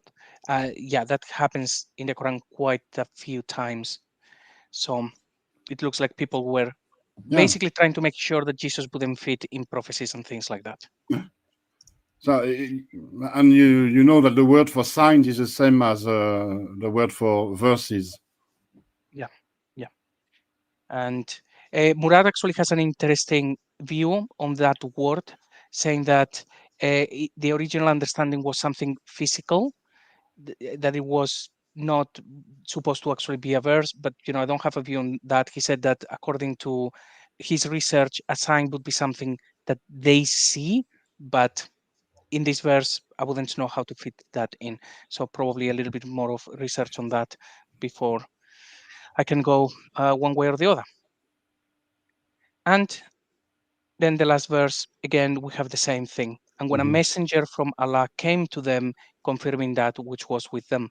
Maybe I need to do a show where I look at all of the places where it says that a messenger confirming what came before it, and it's been exegeted as that is Muhammad, because I could guarantee now every single time will be Jesus. If it is a messenger, if it is a book, it will be the Injil, unless it is very obvious in the verse that is talking about, I don't know, an angel or something like that. It will generally be all about Christianity.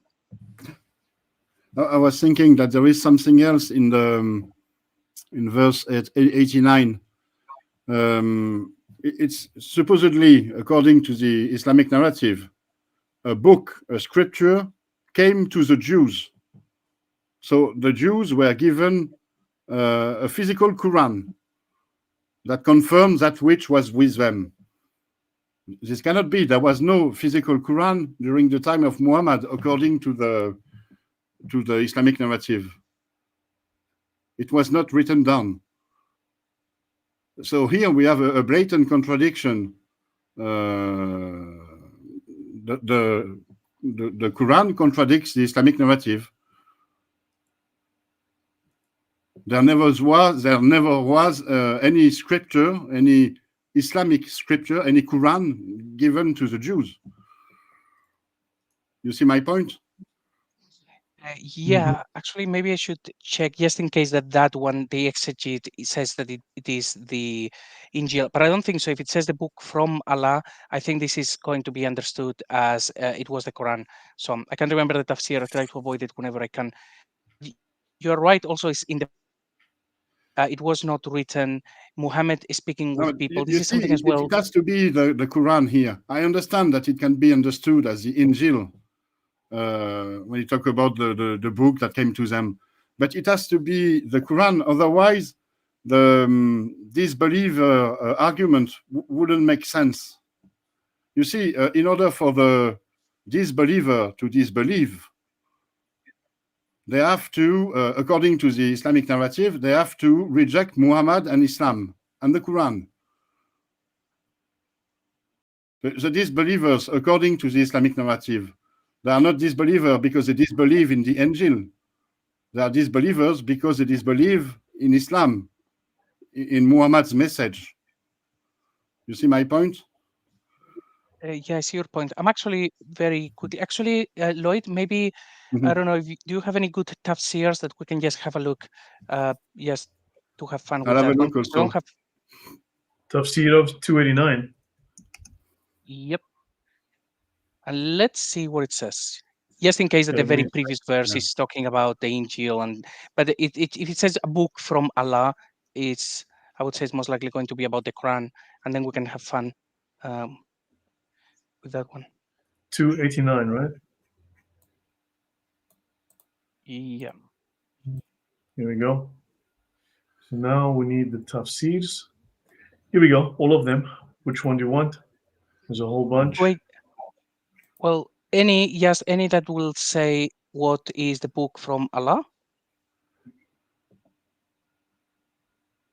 Yeah, it talks about Muhammad here. You see? A book They were from asking Allah, for book from God. Oh, look, confirming what the second one it says. Is the first one says it's about the Quran. This is the Quran. Yeah. Okay. Excellent. So thank you, Lloyd. So this is talking about the Quran, and it makes absolutely no sense. It's talking in the past tense. So if we think about it, Mohammed is there saying to people, and when there came to them a book from Allah, they would be like, sorry, what book are you talking about? The Quran. He's like, but you didn't write it down. They don't have a book. It makes no sense. Charlemagne also says Quran. The second one also says Quran. The third one says nothing. Interesting. Very interesting. Yeah, the fourth, nothing. You're right. That's very interesting. Some say nothing, and some call it the Quran. You're right. Yeah, interesting. I hope people watching, they can at least see how this book had nothing to do with the Islamic narrative, and then they have to create one. And when they start putting things into the book, it just breaks when you just look at it. And there is so much in these verses that every translator will translate in the present tense, but the Arabic is in the past tense. It's talking past events, and they are shoehorning Muhammad everywhere. We've lost Odon. So, how are you finding all of this stuff, Lloyd? Are you finding it useful? I mean, are you having comments episode, from people? This episode has had a lot of very heated conversation. You know, I mean, we've had a lot of discussion on the basis of what you've discussed so far, right, Odon?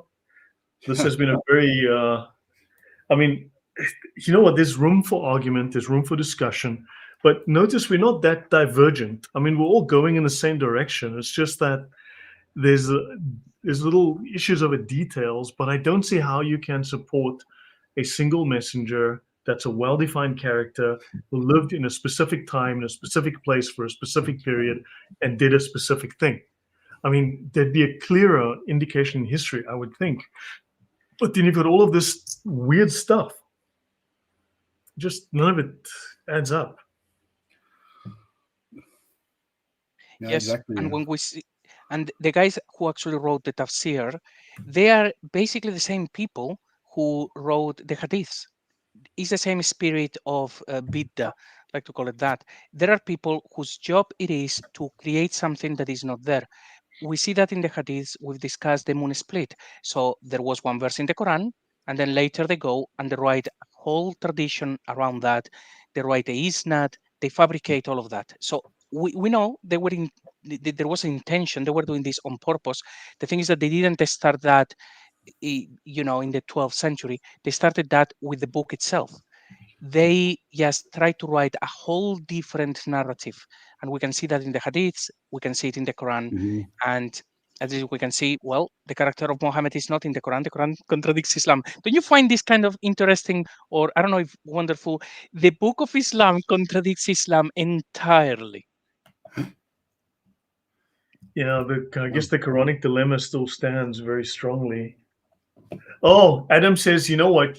Adam is very smart, and he just said you're an Islamophobe. You guys are all Islamophobias. Adam, would you like to come up for 5 minutes? We'll probably wind down slowly. It's getting late. What do you think? But Adam, if you'd like to come up, here's the link in the chat. If you want to add anything, if you can take us on, if you dare.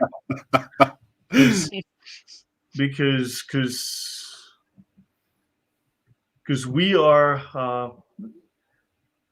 we're not afraid of the great Adam Seeker. Yeah, I know this thing about the Quran. I mean, that yes, you're holding the Quran with you, but the Quran wasn't sent down in full yet. So I mean, yeah, the tafsir writers are obviously. I mean, look, I do the tafsir weekly with Usama, and clearly the tafsir is just it's hysterical garbage, which cannot justify itself. It's insane.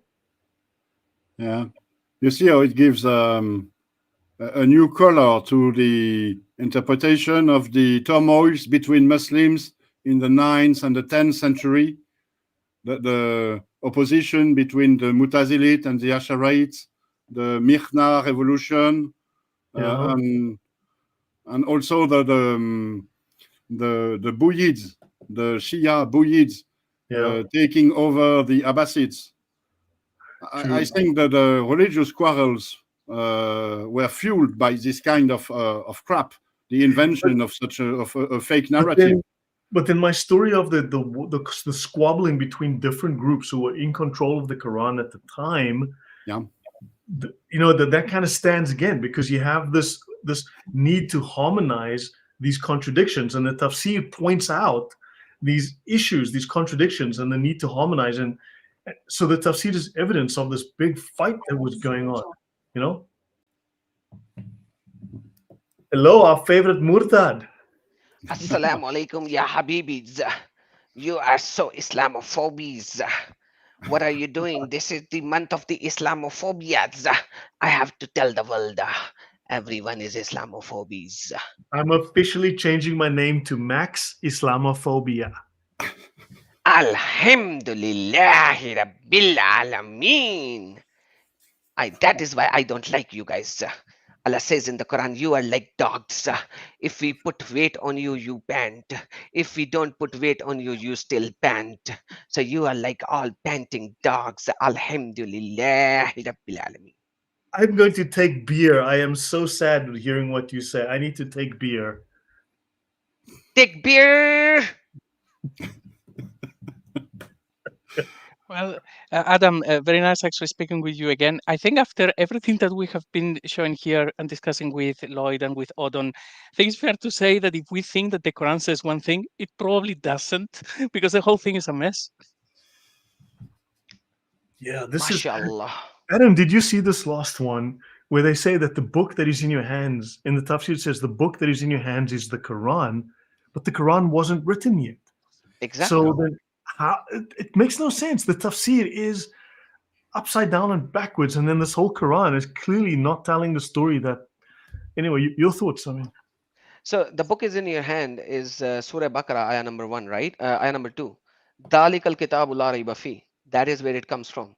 So you need to understand the zalik does not means this, it means that. There is a word called this is in Arabic, it's haza. And it has been used in the Quran multiple times. So every time you will look into this verse, this, I've done this so many times, man. It's just unbelievable. So let me do this, Quran.com, and we will do this. And then you will see how many times it has been misinterpreted. So if you, this means that. I have done a video called This Means That. Have you seen that? Alika. sounds familiar, but I know about the argument because an Aramaic speaking friend of mine explained me that the second verse of the Surah 2 already contradicts the Islamic narrative. This is the book about which there is no doubt. It actually means that. It's not the Quran. He told me when you go to a store and you want to buy a bottle of milk, you ask the guy, give me a bottle of milk. The guy takes one bottle and you say, no, the other, Dalika, the other bottle. So in Surah 2, this is the other book about which there is no doubt, a guidance for those conscious of God, which means there is a previous book, which is the Torah. Exactly. And if you read the Ibn Kasir and Qurtubi of this verse, they actually says here Allah is referring to that, which means the Torah and Injil. Yeah. The Torah and Injil. So both. And then Ibn Kasir adds Torah, Injil, and Quran. And Quran. So he adds and Quran as well in it. So this is how bad it is. If you look at it, it's so destructive. They don't even know what is happening. And they have to, because they know this is the verse which came right after Hijrah, right? Alif Lam Mim, Zalikal Kitabu La Rayba Fi, right? Supposedly. Supposedly, yeah, as they claim. The very first Medinan verses. Yeah. And at that particular time, Quran is not even a book, obviously by default. Yeah. It's just 90 chapters that has been revealed. So, sorry, not 80, it's 50 something, 50 odds. And they haven't been written yet. So it's and not it hasn't a been written. It's not a book. It's just written in some parchment here, there, some bones, some etc. So what is remaining then? So, you know, if you go to the tafsirs of these books, it is very, very silly because they actually says here, that means this. Yeah. Here, so I'll go to altafsir.com. Let me go there. I wonder, why do scholars, the academics, the Harvards, the whatever, why are they not saying, look, guys, this is garbage. Clearly, here are the problems. Let's just lay them out. Someone please explain them. Come on, let's do a live debate. Explain these problems. And they could solve all of this like that. They say it. They say it behind closed doors. They say it behind closed doors. But they won't ever say it publicly because that will ruin their career. Wow. I'm shocked. So, I'm really shocked. Yeah. Let me share my screen. I'll show you. Sure. Go I ahead. understand. Let's proceed. There you go. Okay. This is altafsir.com. Okay. This is altafsir.com. Let me zoom in a little. No, let's see here. It says, Ta'wil qawlu ta'ala, Zalikal kitab is Hadal kitab. That book is this book. Yeah. It is a challenge to reason. How can you be a reasonable man when you are forced to understand the contrary of what is literally written? This is the English translation by Google, and it says the interpretation of God Almighty's statement, that is the book, is this is the book. A better translation would be this other book, that other is the book, this is the book. So that other one is the book. this is the book. So let's go back. This is Tibri. Let's go to Al-Tibrisi. No matter how many you actually read, it will actually say something similar. Tibrisi, let's see. Okay. Okay. بذلك لما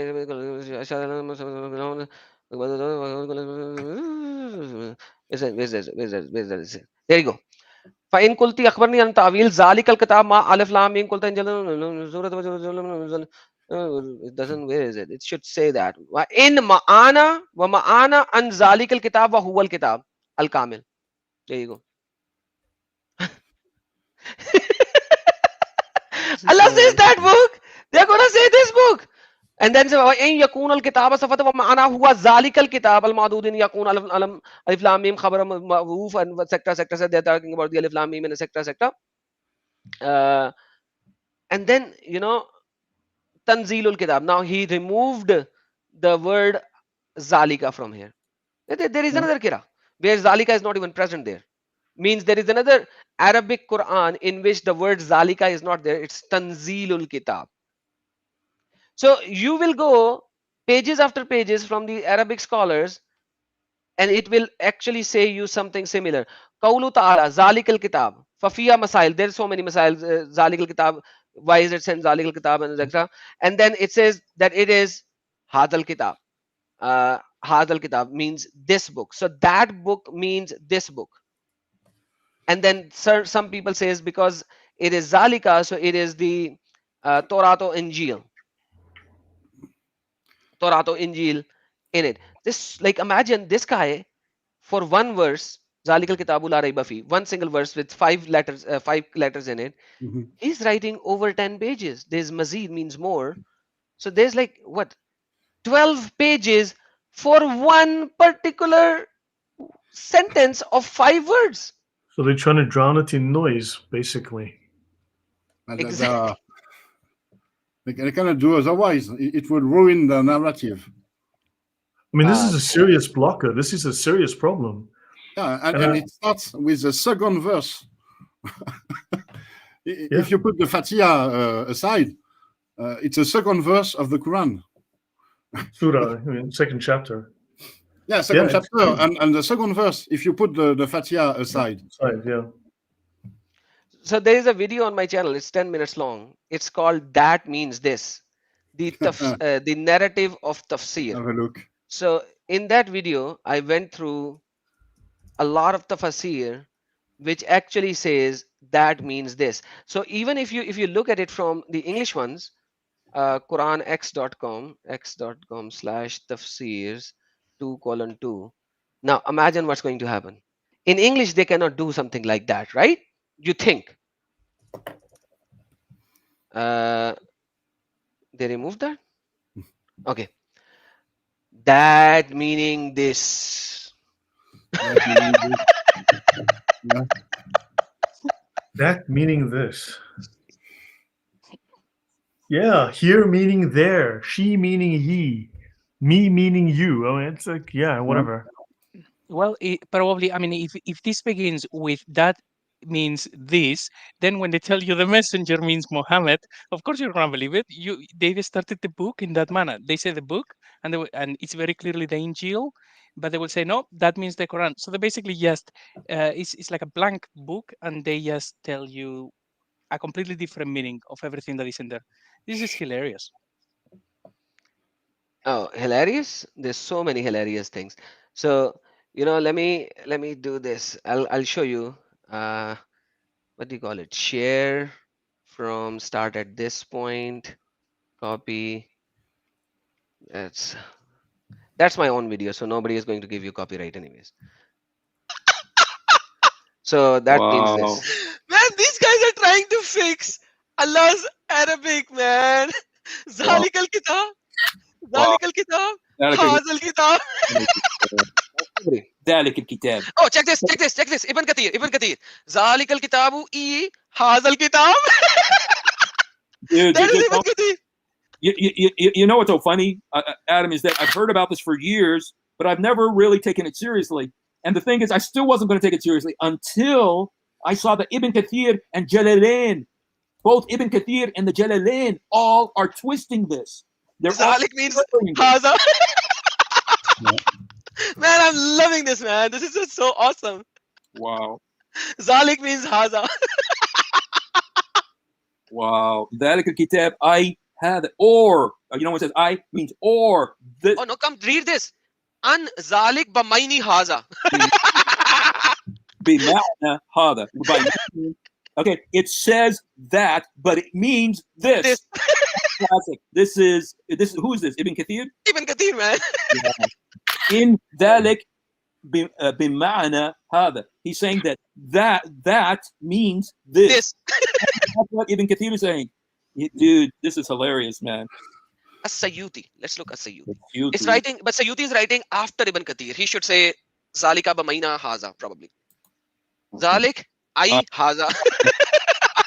So he is actually taking the Ibn Kathir's narrative because Ibn Kathir actually says Zalika means Haza. So because Sayyuti is writing after Ibn Kathir. So And you before guys- Ibn Kathir. You guys, these are big guns. These are very important. Let's look at Baghvi. That is before Ibn Kathir. Let's see what he says. I have that. Hey, check this out first. Zalikal kitab, I hazal kitab. Look, there you go. So there There you you go. go. So he is saying the same thing. That Yes. Zalikal kitab means I hazal kitab. But bro, he's also given this little explanation that when it's close to you, he's saying when it's close to you, you say it's this. When it's far away, you say it's that book. What happened to Alamiya when he was writing Surah Cow? Ayah number 2. What happened there, man? Like seriously, what happened to Allah over here? Wow. Did he lose the language? So many of them. You can actually have a full context of it. This is the first time we had the epiphany to check this. So me and Steve Hussain, we were doing a live show, and I was like, this. Let's look into this, and you can see my excitement and laughter at that particular time. This is what, like 4 years ago or something like that. Bring him on, and then with yeah, Usama, 4 we years should ago. discuss this. Wow, this is crazy. 4 years ago. Wow. And you can't just make this thing up. You just simply cannot make this thing up. That means this? Like really?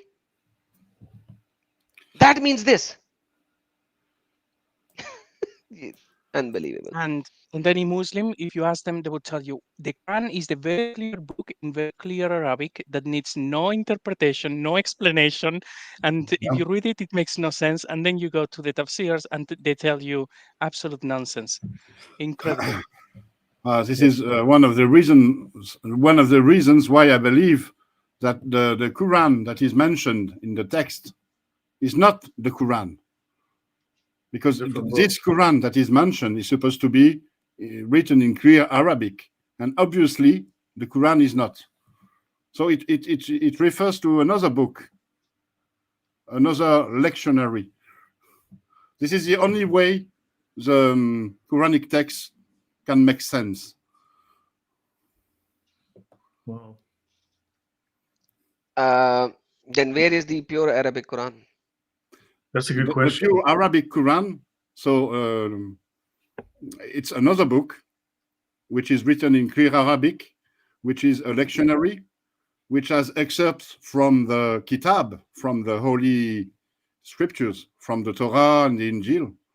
And it is described within the Quran as being another book. Not the Quran itself, but another like book. a decay or something of that region? Excuse me, Lloyd? So potentially like a Didache or something of that region. A Didache, excuse me, I didn't get you. The Didache, you know, the Didache, Didache, yeah, okay. Something like Not that. the Didache. No. It's described as being a lectionary. The lectionary. Quran means lectionary. Qur'ana. Okay. Yeah, it's what I explained in my book. But if you look at all the description of the Quran within the Quran, so it's written in Arabic, it's written in clear Arabic. There are other Quran in other languages, but this one is the real Quran.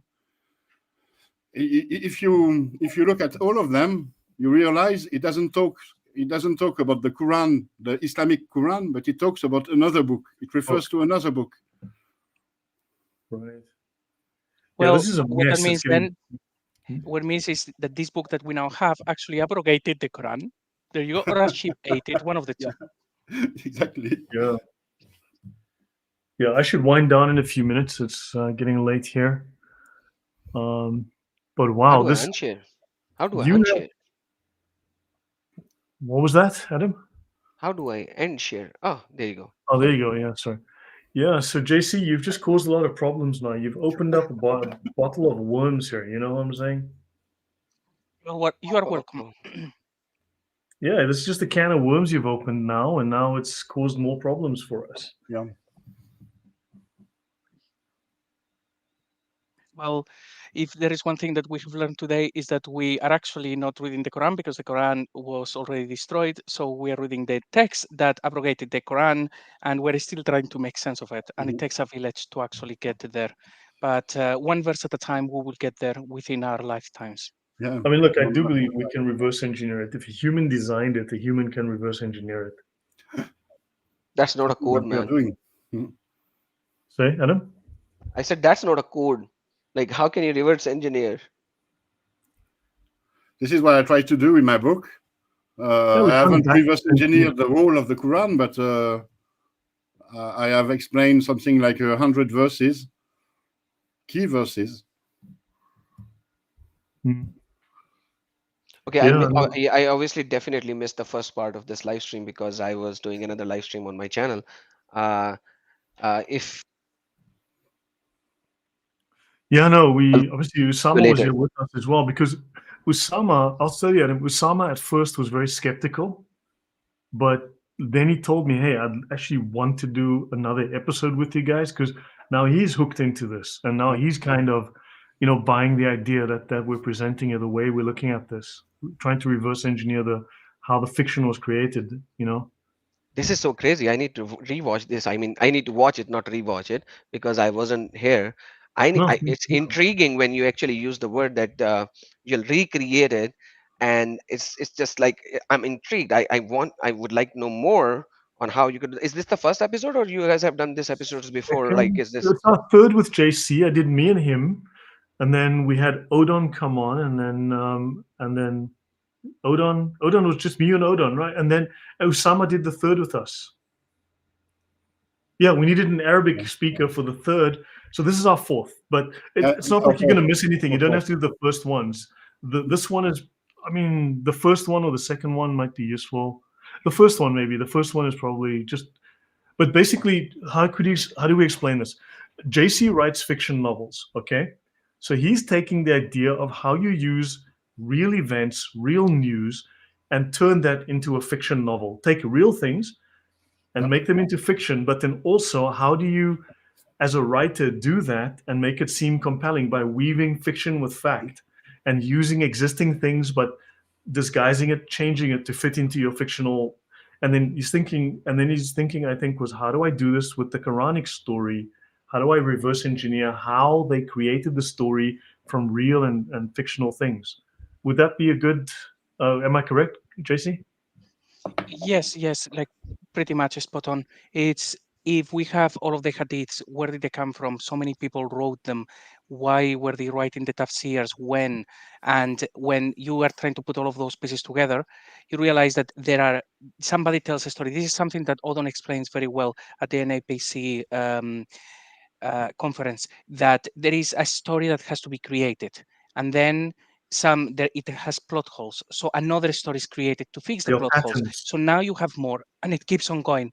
So reverse engineering that is realizing, okay, so let's go through the source, let's go as well to the end game, and then let's try to find the middle ground, like how did the things go from step 1 to step 2, and so on. But now it's just about looking at the Quran and realizing that they have lied about every single verse. Yeah, but there are patterns and processes they've used. Does that make sense, Adam?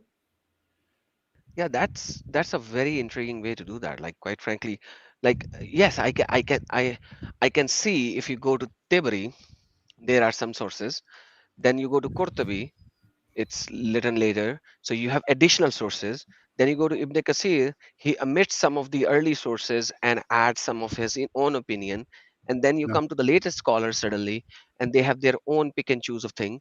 And kind of, this is like, And then there's also it's a mind-boggling thing between the writers. Think there are arguments between the early writers, the middle writers, and the later writers. You had like one group with one set of ideas, another group with another set, and now you've got a mess, and a third group comes along and has to try and fix it all up and make it work together somehow.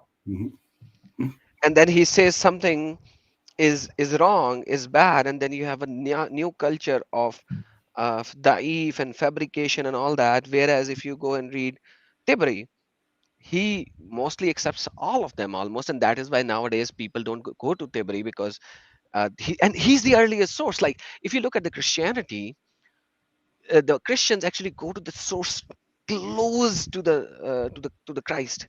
They will go to as close as you can go to the Christ. Like they'll go to the church of the 1st century, the 2nd century, and the 3rd century. They'll go as close as possible, and then you have like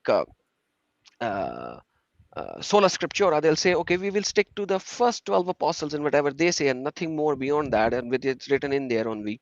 So you'll go to close, and then you'll be like, we'll go to very, very close part. But whereas if you look at the Islamic ideologies, they will leave the closer sources. They'll say, leave that, accept the new narrative. Ibn Kathir is like, what, 13th century, and they will accept Ibn Kathir more than Tibri, more than Qurtubi. It's crazy, and it's just, and then the new age ones will be like, oh no, we don't care. We'll go for the 19th century or 20th century source or 21st century source. That is just like unbelievable. They don't go closer to the source; they go away from the source. So yes, this is what Patricia Krohn explained in her article. What do we actually know about Muhammad? She found it very odd that the later the writer, the more details he has. How do they get the more details? Like that's what I'm saying. Like if you read the Ibn Kathir's Tafsir Al-Badaya wal-Nihaya, the first paraphrase, he says that I am not going to use any source outside Islam, and I'm going to use the snippets of the Bible just to emphasize the point. Whereas when you read his book Al-Badaya wal-Nihaya, you'll see 50% of his sources actually from the Bible. Exactly, Ibn Kathir. But if can someone fund us to take Yasser Qadhi's class to get all the answers? Because if you take Yasser Qadhi's class, you'll understand everything. This is Mulad al-Islam. This is a sarcastic remark. You know that, right? I know, Okay, but it's yes, true. We need to take Yasser Qadhi's class. So and yeah, then you will be as dumb as him. I must say actually now, because just we mentioned Yasser Qadhi, as much as I appreciate you, Adam, and so many Christian apologists, the best Christian apologist on planet Earth is Yasser Qadhi. He has actually taken more Muslims out of Islam and into Christianity than anybody else. Truth. This episode goes on. That is so good. That is so good. And people are abusing Yasser Qadhi left, right, and center. I have a couple of videos on it where like 4 or 5 of the Muslims are and but like he's the one who actually says a lot of things in true face rather than lying in deception. He's the one who actually started the holes in the narrative game. He's the one who actually exposed the Dulkarnan going to the 2 mountains and building a wall, and he said like, stop saying this is the wall of this and wall of that, we can't find this wall, so on and so forth. He exposed so many things. It's unbelievable. He's the one who actually exposed the age of Aisha far more than anybody else. Like no matter you pick any topic, he's actually true to his words, like most of the time, not all. Remember, but not don't all. get Mr. We're proud of that. Yeah, and that proud of that was and then again, he's the one who actually stated for the very first time Islam spread by sword. You know that, right? He said every single area at that time was spreading by a sword, and if we spread by sword, so what?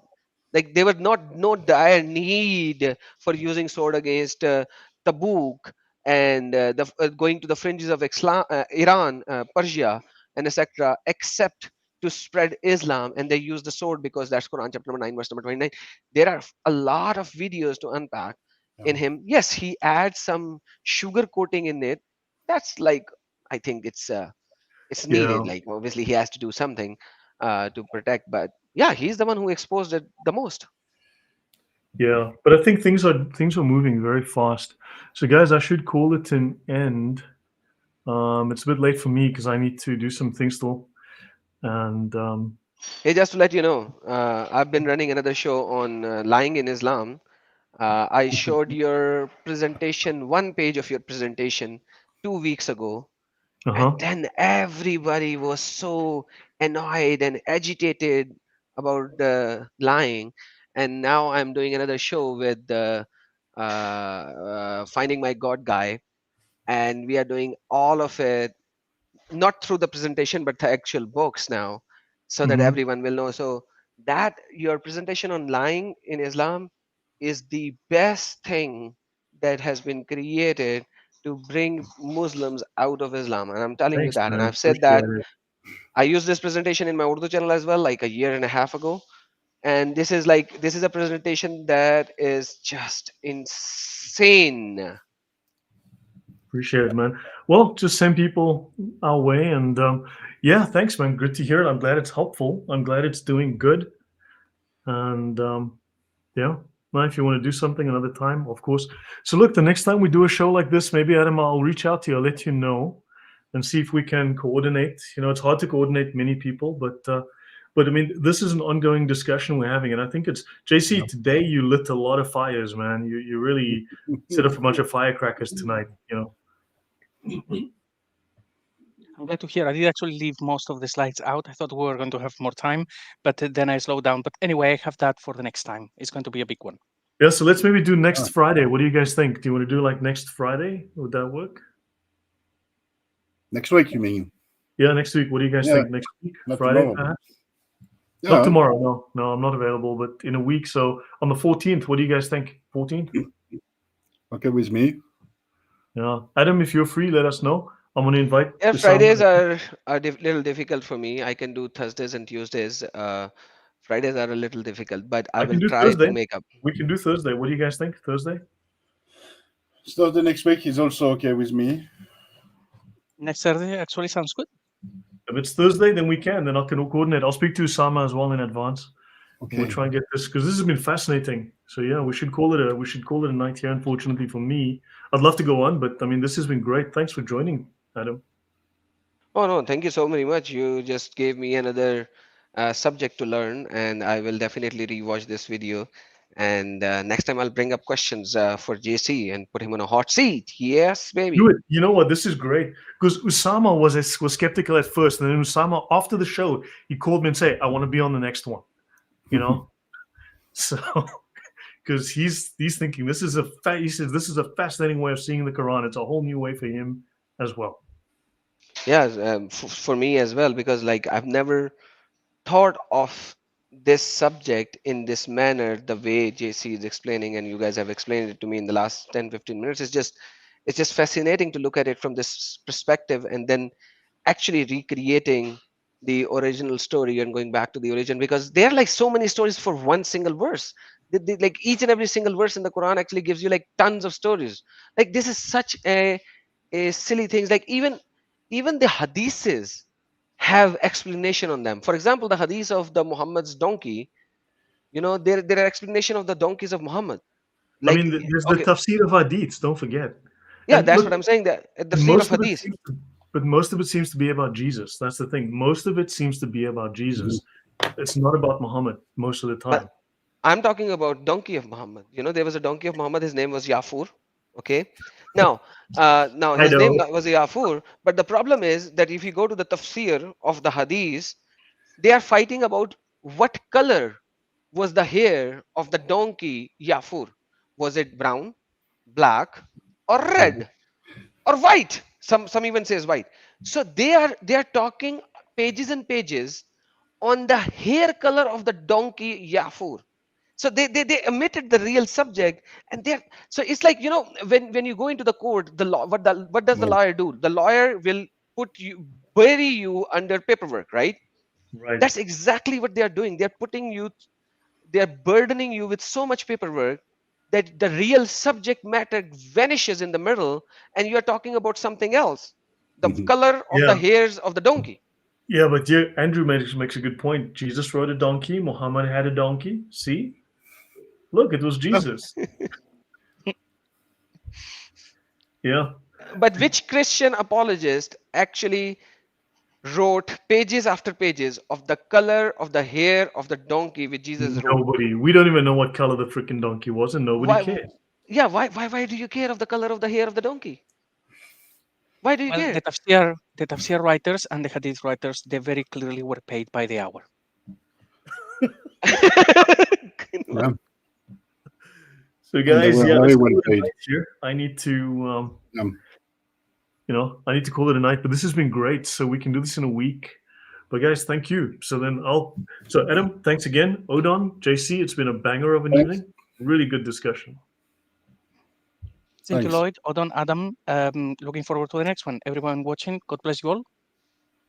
Yeah. God bless you all. Allahu Asghar wa Yeshua Bye-bye. Akbarul Azim. God bless you all. Good night.